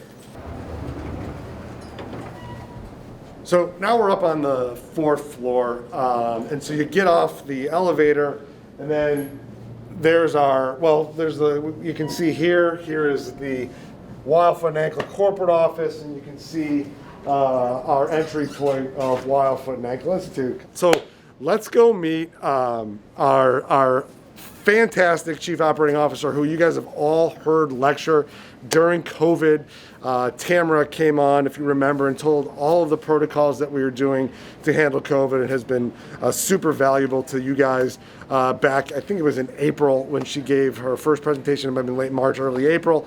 So you'll see we are in costume today. Organizationally, we're in costume today, so don't be surprised. She actually is wearing the wrong costume. She's Batwoman, but really she should be Superwoman for all the things that she has that she's been doing for the organization. So what are the things that we wanted to talk to Tamara about, Nicole? So Tamara, you've had quite an interesting start or year with WFAI. What is it like leading a practice through a pandemic? Ooh, I would say it was nerve-wracking at first. The situation was new to all of us. We were very fortunate that we got in front of it and took a team of 25 off-site before most organizations were going remote. I think that really helped us to protect our operations and took people off-site to help us minimize any infection in the practices.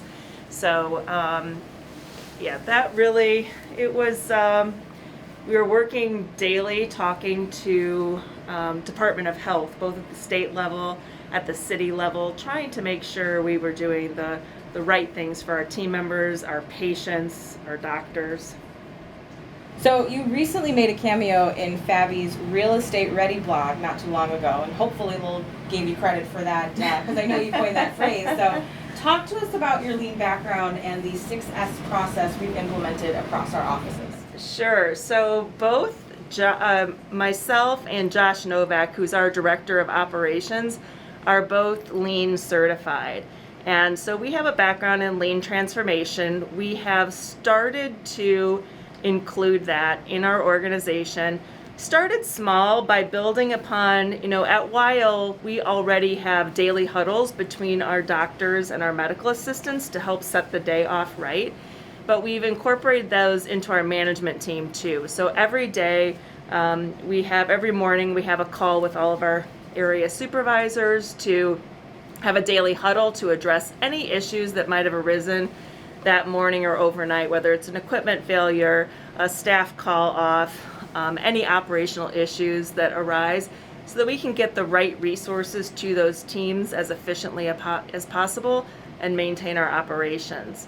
The video you're referring to was a 6S project that we started, and what 6S is really a way to set and order your organization. So sorting, organizing, cleaning, addressing all safety issues, standardizing processes. So it can be a workflow, it can be supply chain, it can be anything in your organization can be 6S, but the main part of 6S is really sustaining those operations. So we started by doing a couple of 6S projects in our offices to revamp the way that we have our supply chain, our medical supplies. So every drawer now is standard. Every provider knows exactly what is in each of those drawers. Their supplies are at their fingertips. Because of the sustainment measures we put in place, the supplies are always there. No one's going fishing for, a pair of nippers or some, solutions. They're all there. They're well organized, and we have part of the sustainment is just making sure there are lean directories in every cabinet and every drawer, so the whole team knows exactly what should be in there at all times. So let's talk about culture for a second, Tamara. What are the most important aspects of company culture to you?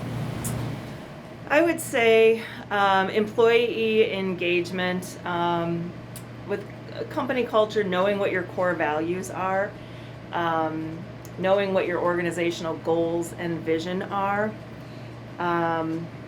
investing in employee development, celebrating wins. Those are probably at the top of my list, and also being thankful. I'm going to make everyone wear costumes from now on. So some of the ways we hold these events throughout the year where we, encourage employees to participate. So whether it's Halloween in a costume, or diversity and culture days in the organization, we recognize employees for doing great things. Anyone can recommend an employee or commend an employee for something that they've done. We highlight those individuals in our company newsletter every month. What are some of the other ways?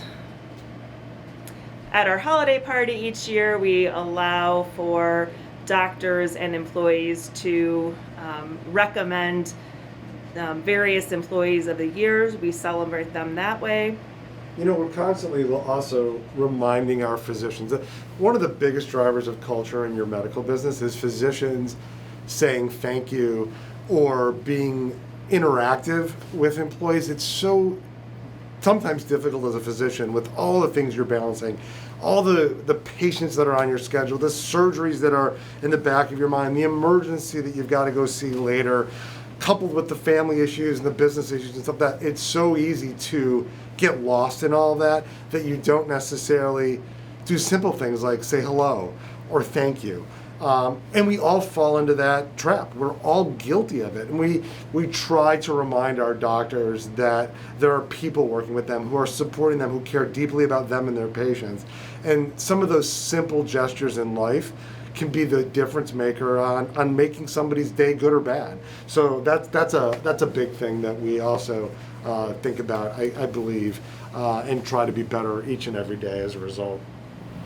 So growth is important to the organization, and what is the best way to keep a pulse on your locations as you continue to grow? Or what are some of the things that WFAI does to keep a pulse?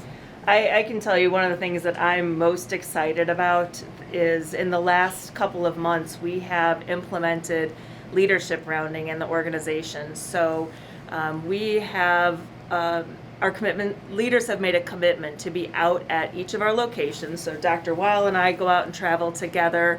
Our director of finance and director of operations go out and travel together. Our director of HR and our marketing manager, and then our operations managers. So we are out at the sites visiting our team members. The goal is that every site will be visited once a quarter. So we are out listening and learning from our doctors, our team members. We're also, as leaders, putting eyes on the practice so that we can identify for budgetary needs which of those locations needs some TLC, some extra cleaning, which should we be putting at the top of our list for a 6S project. So it really helps us to keep connected, I think, across our organization. And because we've split it up into teams, it has made it manageable. I think one of the other things that we invested in this year is an employee engagement survey. And we have really taken the results of that survey to heart. We will continue to resurvey our team. We've learned a lot from it, and we've made a number of changes as a result. So not every practice is ready or looking for a COO.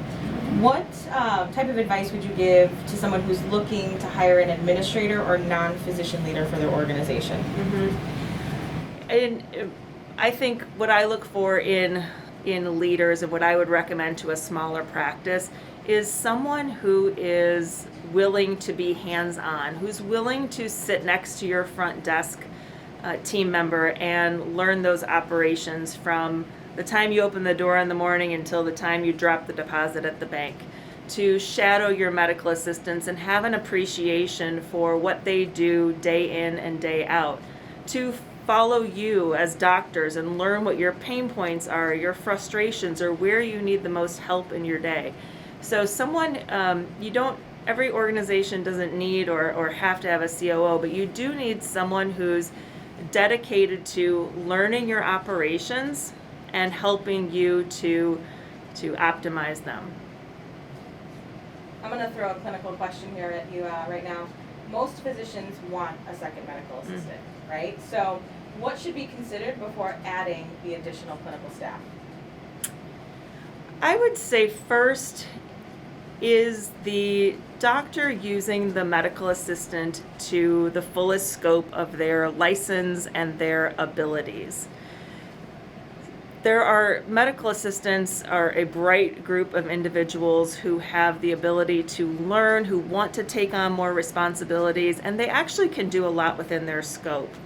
Secondly, I would ask, are the medical assistants that you have right now following the protocols that you've set forth? So are they doing everything that you have set up for them to accomplish in their daily, weekly, monthly tasks? And lastly, taking a look at your schedule templates. So are you optimizing use of your schedule, or are all of your appointments jam-packed at the front end of the day, which makes you think that you need another medical assistant, whereas really if your appointments were spread consistently throughout the week and you had the right mix of appointments within the hour, you may not need that extra staff. You just can't have 5 new patients at 9 a.m. or in the 9 a.m. hour. You've got to spread them throughout the day and give you and your medical assistant the time needed to dedicate to those appointments. Awesome. So I know each of you would love to be sitting with Tamara for a lot longer and ask her a whole bunch more questions. We don't have time today. Maybe post-COVID, we'll get back to Weil, Foot, and Ankle and we'll get some time with Tamara, or maybe Tamara will make a surprise visit at a Fabby event coming soon. So we're going to move on, but before we do, I'm never going to pass up the opportunity for my favorite Reese's. So here we go. This is one of my favorite things that we did.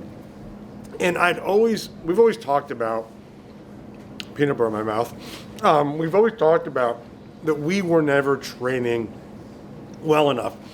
We would typically hire people to fill a role. And it wasn't that we needed them to fill a role next week or 2 weeks, we needed them to fill a role last week. And so we would hire them, they would sit next to somebody who was doing the job, and they were supposed to learn that job by sitting next to them. And then in a few minutes later, they had to do that job. And so unless there was dead time with people being on vacation, doctors being on vacation, training never really got to where we needed it to be. So we made a concerted effort when we built this location to have places specifically designed for training. And we have now invested in people who are going to be training so our employees get the best resources needed to be successful. We want our people to be successful. We want our doctor to be successful, ultimately to deliver better patient care. And in order to do that, we have to have people properly trained so they know what they want to do, or they're supposed to do. And people want to know what to do. They want to be given those tools. They want to know how to succeed. They want to be successful. But unless you give them the tools, they can't do that. So come look at this really proud area that I have, which is our training area. And so we've created a classroom that is specifically designed for training. And look, I don't think these people knew I was walking in. And so this is a training class that we're currently going through. Hi, everybody. Hello. How y'all doing? So this is our training classroom. Pre-COVID, we had more places set up with monitors that people could work off of, learn the EMR. But it's a dedicated room for training. And then maybe come this way, Mike, and swing around. And here we have our training specialist, social distancing, sorry, Jorge. And Jorge has become our training specialist. And Jorge, he's been with us for a while. He used to be in the call center, then he was a medical assistant, and he's continued to rise in the organization, and now he's become our training specialist. And so you can see he's got a couple of monitors, he got his stuff, he gets to train people, we've got a whole group. Yes. So, do we have some questions for Jorge? We do. Okay. Sorry that Dr. Weil is so in your face right now. It's okay. Talk to us about what you're doing today. So today we're reviewing technically our training curriculum, where we divided it through different, separate into different days. Today we're currently on day 5, which entails MRI reviews, MRI appointments. So we go over every service in its entirety. So x-rays, how to take x-rays, how to code for them, how to pull them up through the AccuView system that we use, MRI review appointments, physical therapy stuff. So we're on day 5 today. So Jorge, after today, because today is the last day of classroom training, where is everyone going and what will they be focusing on? They will be going to their site locations and continuing their training to someone who is already experienced and to their pod supervisor, so that way they can continue expand their knowledge and put everything that they've learned into practice with hands-on and with real-life patients. So what resources do we have in place so that we can continue training in the field, or if some of our medical assistants need to refer back to a protocol, what can they do to have that resource at their fingertips? So one would be we build a clinical binder for them initially, and also we have a clinical website that they can access and continue looking up all those things to refer to. Videos, there's tip sheets, there's protocols that, they can follow step by step. And also, patient guidance, information and all that stuff, patient education and, education for themselves as well, to get familiarized with what are the most conditions that, that we see throughout the organization, DME, et cetera, et cetera. So one last question for you is, you've designed a document that will actually help our pod supervisors determine where our trainees are at in their process. Yes. Talk a little bit about that. So it's pretty much all about accountability, something that, through the training, as we learn stuff, the trainees have to sign that they're verifying and certifying that they understand the content that they have received. And they're also quizzed on these things, whether it's on paper, hands-on, or even verbally as well. Once they sign that, I can release that entire file to their pod supervisors with a follow-up training plan in which areas of focus they need to expand upon a little more after they're released with, through their initial training with me. Well, Jorge, thank you for allowing us to put you on Thanks. the spot No worries. today. I have never had my own office, and I wasn't even sure I was going to do an office, and everyone kind of talked. They said the CEO of the company needs to have an office, so come take a look at my first office. So I actually really, really love this space, and I used to be in it all the time pre-COVID. I tried to do a lot of like ode to my dad on the wall when he was on the cover of Podiatry Today with Walter Payton.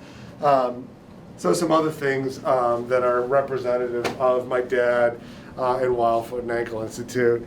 I got my Alumni of the Year award from Scholl here, a patent that I have that I made for BioSkin, which I get like 0 royalties for, but nonetheless, it's a cool thing to have on my wall.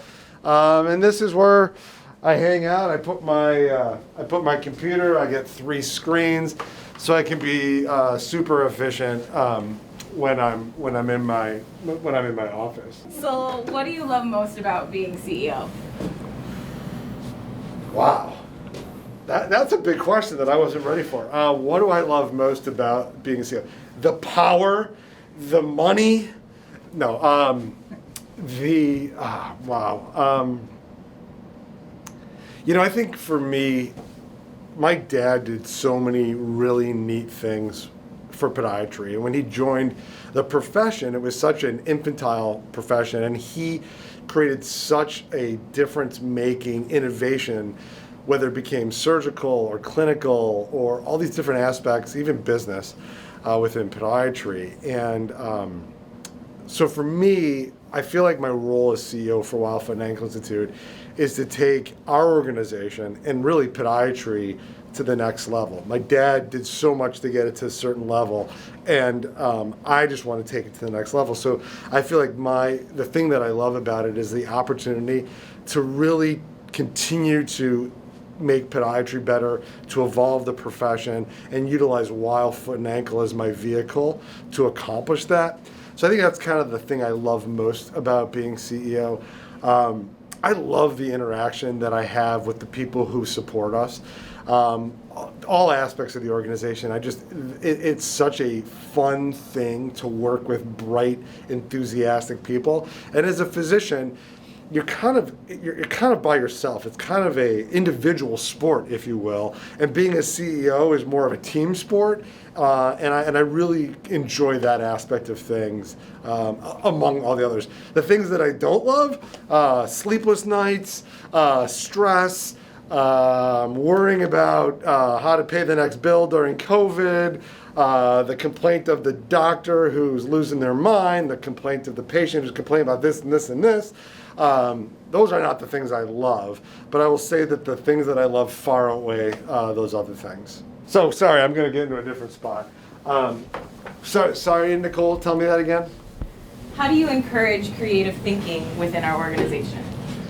I think to encourage creative thinking, you have to give people the runway to express their feelings and not step on them if it's a weird one. And you also have to give people the opportunity to fail and not be critical to the point of repressing ideas. Certainly, if things don't go right, you kind of need to talk about educating and improving.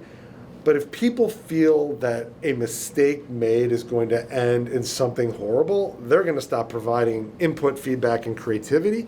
And I feel like in our organization, I think I've personally tried to provide an opportunity for people to be creative and not feel like they're going to get in trouble if mistakes are made. And look, I'm the first person that is going to laugh at themselves or be critical of themselves.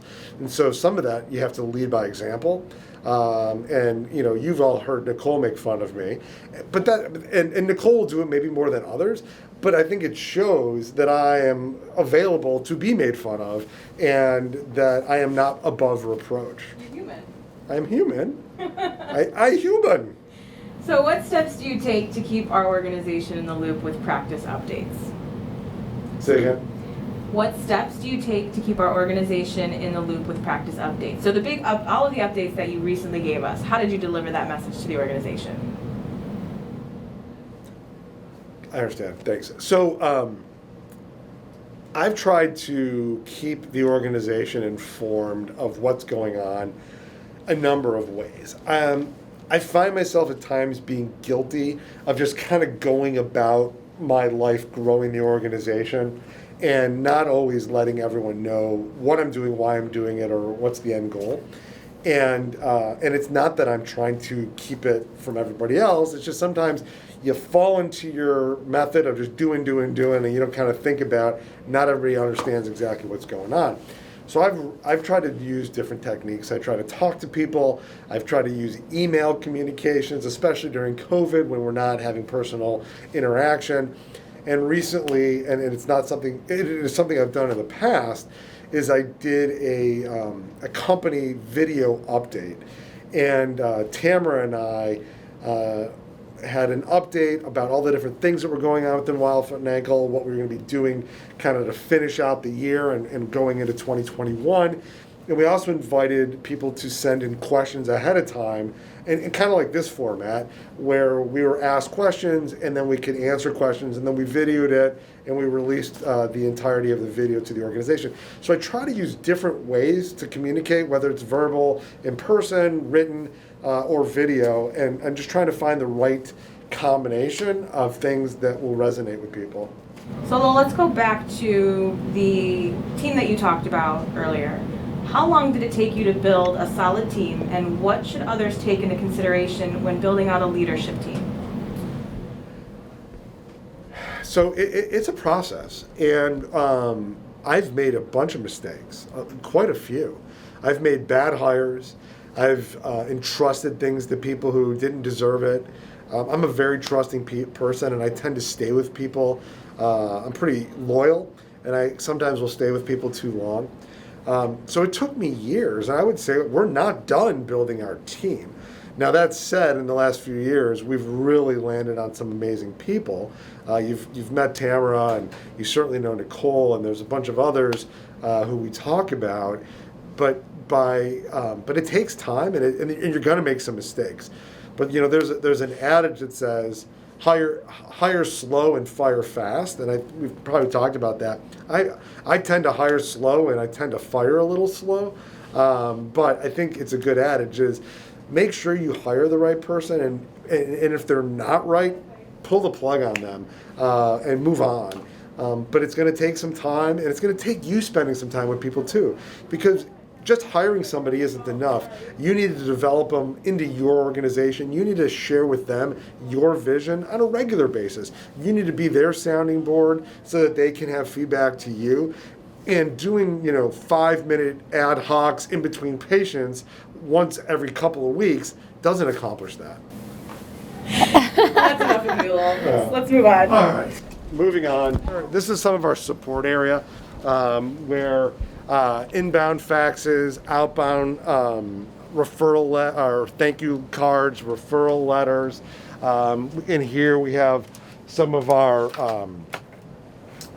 supplies that are going to be shipped out to different locations in the organization, and that all happens from this area as well.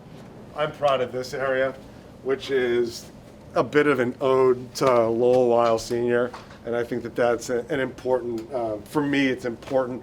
This is Dad's first office. This is Dad working with Baruch, with Gail Sayers and some Walter Payton and some other cool things, Mark Meyerson, Andy Cracchiola. So just some different things from Dad's history, which I thought was important. We thought was important to make sure that all of us here understand where we came from, and that's where we came from. So other work areas, and then we're going to move over to Kim Garrison. And Kim is our marketing manager. Thank you for standing up. I know you. So Kim does all of our marketing. She's running kind of everything. So I'm not even going to introduce all the things she does. She's doing running all of our marketing efforts, and she's overseeing the website. Even though Andrew, who you guys have all met, and Phase 5 does the website, Kim is overseeing all of it. She's doing all our social media. She's doing all of our print stuff. She's doing heck of a lot more than that. She's kind of deciding what videos we're going to do, and on and on and on. So I know that Nicole's got some questions that have been submitted for you, Kim.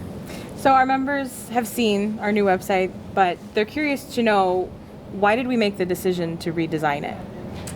I think just in coming up, catching up with the times, we wanted to make something that was appealing to the public and also responsive on a number of different platforms, whether it's a tablet, cell phone, desktop. We wanted something that could respond to the shape and size of the technology being used by the end user. So what advice would you give to someone who is looking to update their website? Think about anything that you might want to include. Come up with a wish list, and then start thinking about what's realistic in your transition to that. I think that a lot of people, when they approach websites, they put themselves. They want everything done right away, but it's a living and breathing entity, really. Websites are never done. You always want to enhance it, add more to it. Just look for the newest bells and whistles to add to it. So, keep an open mind as you're working through it. So I noticed that we have testimonials and reviews on our website, and reviews are so important to those who are seeking a new physician or just growing, patient volume in general.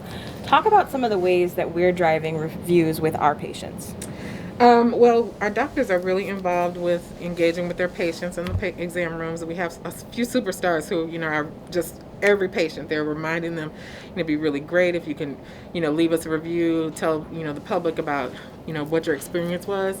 And we also have extra little touches, posts in our exam rooms. We have cards that we have our MAs hand to the patients as they're checking out, reminding them of where they can review us actually, online, on Google, on Facebook, on Yelp, and just to remind people, because sometimes it's not top of mind as to where they can find. So some patients promise and promise and promise, they'll leave a review and never do, right? Is there a way to make sure that they keep their promise? Yeah, we can kind of send a little reminder text or email. We've been working and tinkering with some outbound reminders to our patients to encourage them to keep the promise they made to us. Usually if they say they're going to do it and they get a reminder, I think they're pretty good about doing that. So how does WFAI handle positive and negative reviews from patients? We try to acknowledge everything that comes in. We want to keep an eye on what's what's coming in on all of our different locations. It's a good idea to periodically just thank people for taking the time to leave a few comments for you. Whether it's, constructive criticism, someone who maybe, the rare times you might have someone who's unhappy. We want to make sure that as soon as we see it, we're responding to it, routing it to the correct area to follow up, and making sure that we can connect with them. So if you do get a bad review, like you just talked about, because it happens, right? It happens to all of us. I can think of one member who recently got one and really almost lost his mind when he got this review. He'd never gotten a bad review before. What do you think is the most appropriate approach to take when somebody has been super critical of you on Yelp or whatever? How do you best handle that? I typically, and I normally I'm the first responder, and I will say, thank them for taking the time to provide feedback. We rely on our patients to let us know what's working and what isn't working, and offer them the opportunity publicly, especially, to let us connect with them and get additional information. We want to make sure that not only they see the post and the response, but anyone else who may be looking. I think it's important, whether it's their circle of influence or others who are just looking for a service that we provide, that they see that we are responsive and we're committed to improving, continuous improvement. Is there a place to reach out directly to that person offline and try to have a conversation with them? Yes.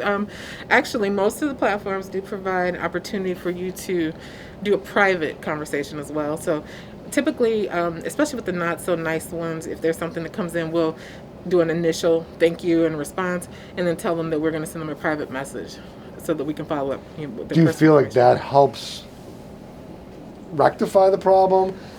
Is that the best course to get them to maybe see your side of things and maybe pull back on their negative review? I think so. Occasionally you'll get someone who just wants to have sour grapes, but I have experience where we've connected them with the correct department to address what has occurred or what they felt occurred. And I've seen where comments have been made where, they responded to me, I appreciate it, looks like we're going to work this out. So it definitely is worth investing that time. Have you seen there is a common theme that people will leave negative reviews? Is it a billing thing? Is it a bad outcome? Is it a lack of communication? What is there a common theme or maybe not? Not too much, but more people than not, I think, and this is across all healthcare, it's related to billing. Nobody likes paying bills, and if sometimes your insurance explanation of benefits might cross with the bill, and everything isn't processed all the way, so that perception that they were erroneously billed perhaps could be an issue, but nothing that is all the time happening. So here's the deal: you should stop billing anybody, and you'll only get good reviews, and then your business will really grow. That is not my advice. So let's talk about marketing new physicians for a second. What type of marketing plans do you create for physicians who are new to the practice? One of the things that we always want to do is to have a welcome post on social media. We want to, hit all the platforms that we have a presence on, welcoming with a photo, acknowledging where they're going to be so that prospective patients or current patients can know where to find this doctor. We also want to send out a news release to the communities that they'll be serving, and even to their home communities if they still have ties, their family, their parents sometimes like to see that. And so let me stop you. You yes. say send out a news release. Yes. What does that mean? I don't understand what a news release means and to who and how. A press release. So we would write up an introduction of this new physician and send it to local media, whether it's newspaper, radio, whoever those usual suspects would be. Also posting online to hyper-local media. So your patch newspaper, your local print newspaper actually probably has a really good online presence as well. So you want to make sure that you're posting and sharing that information as the new physicians join. So what type of professional and non-professional relationships should a practice build to increase their referrals?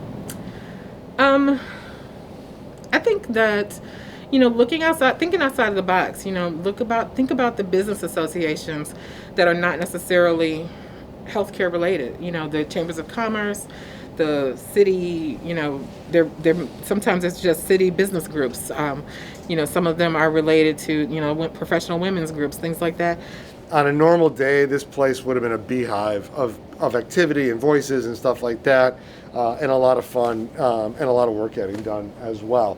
So we're going to move over, and I'm going to bring Tamara over, and we're going to move over to our billing and our call center, which is completely empty right now, or almost completely empty. And this is our billing area, and all these cubicles were taken by people working diligently, and in the back corner was our senior manager of revenue cycle. Now everybody's working from home, and so that is. And then in the far side, which we'll walk over to in a minute, but we'll do it right now, and you can see that. So these are again our billing area, and then over here is our call center, and each of these spots were call center representatives who are answering calls. How many calls a month do we get? Between 16 and 17,000. So 17,000 calls a month that these people are answering and doing an amazing job with that. So this is the background. Nicole, what's the So let's start with call center. Tamara, what are the scripts the call center uses when answering or ending a call? Well, I think the entry into the call is they are greeting, always introducing themselves with their first name, welcoming them to Weil Foot and Ankle Institute, and then asking them the reason for their call. And I think this team does a great job of listening for keywords, buzzwords, because not everyone is calling to just schedule an appointment.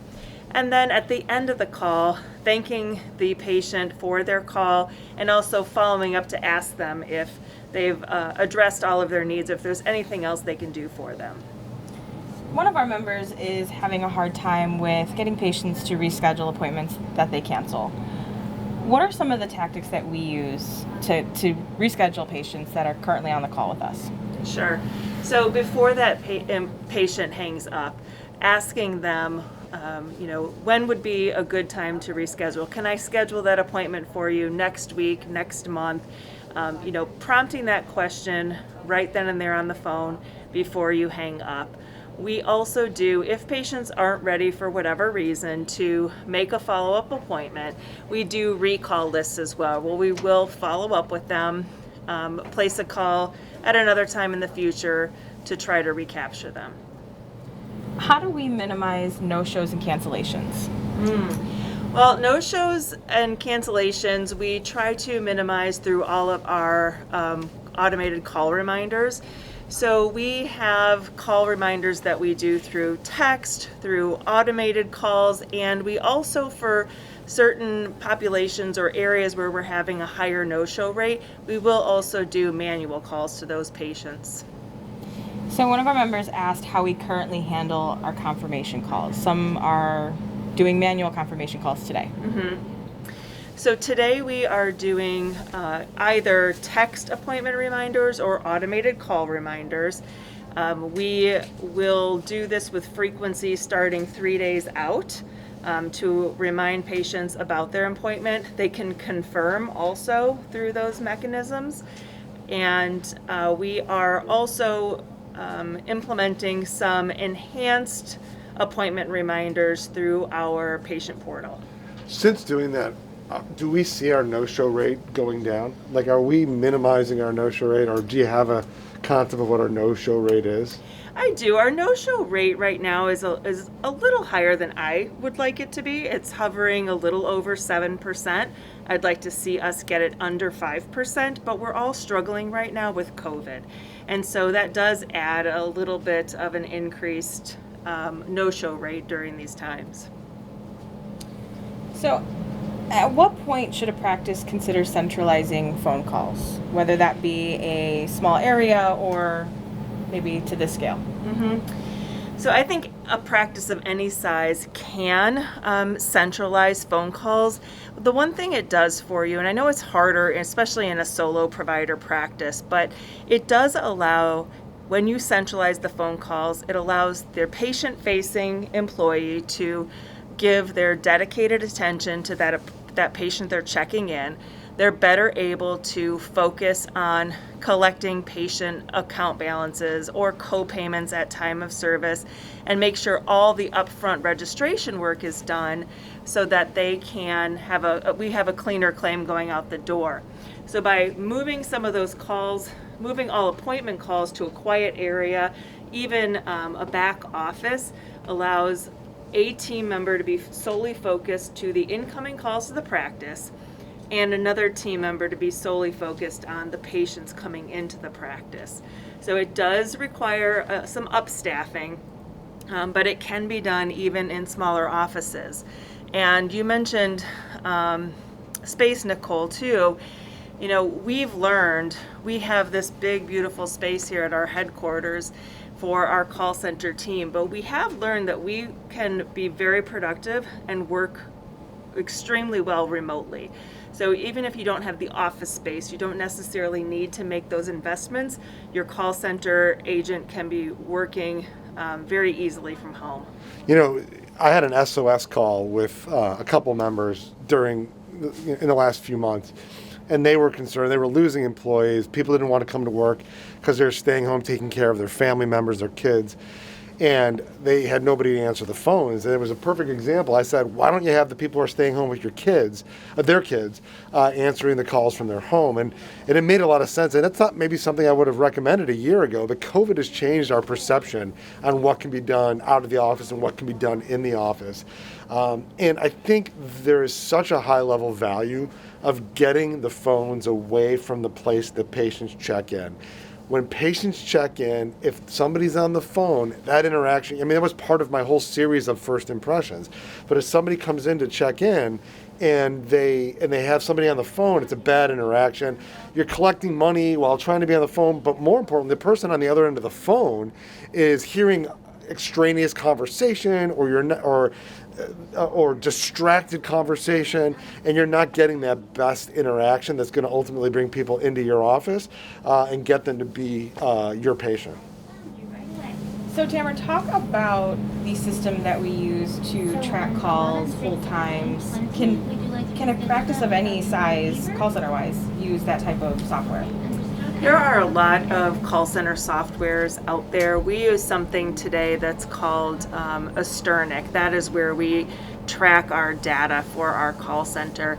And so at our fingertips, we can see what our wait time is, what our answer time is, our hold time, our abandonment rate, and it is constantly updating throughout the day. So it's nice real time that we're able to see that information in a very succinct dashboard.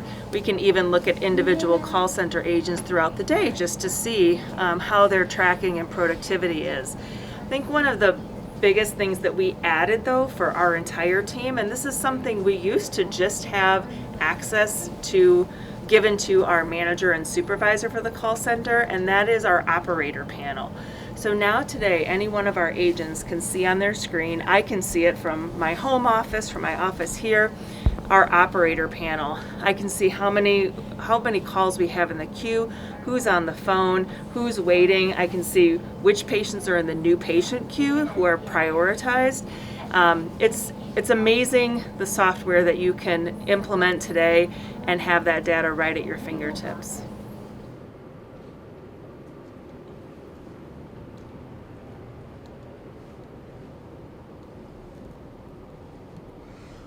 Thank you so much for joining us. I hope it was fun for you. I hope it was informative. Thanks to Nicole for getting all those questions together. Jackie helped as well, and she's been behind the scene holding the microphone the entire time. But again, thanks. I know it's not the same as being here. We try to do our best to reproduce what was going on at Weil Foot and Ankle Institute because you guys have all asked, hey, we want to visit. And hopefully this gave you a great representation of who we are. Hopefully we'll be hosting you in the not too distant future so you can see it in life and in person. So we look forward to tomorrow and Saturday of having a great couple of days together, and looking forward to the rest of the weekend. So have a great night, and thanks for being with us.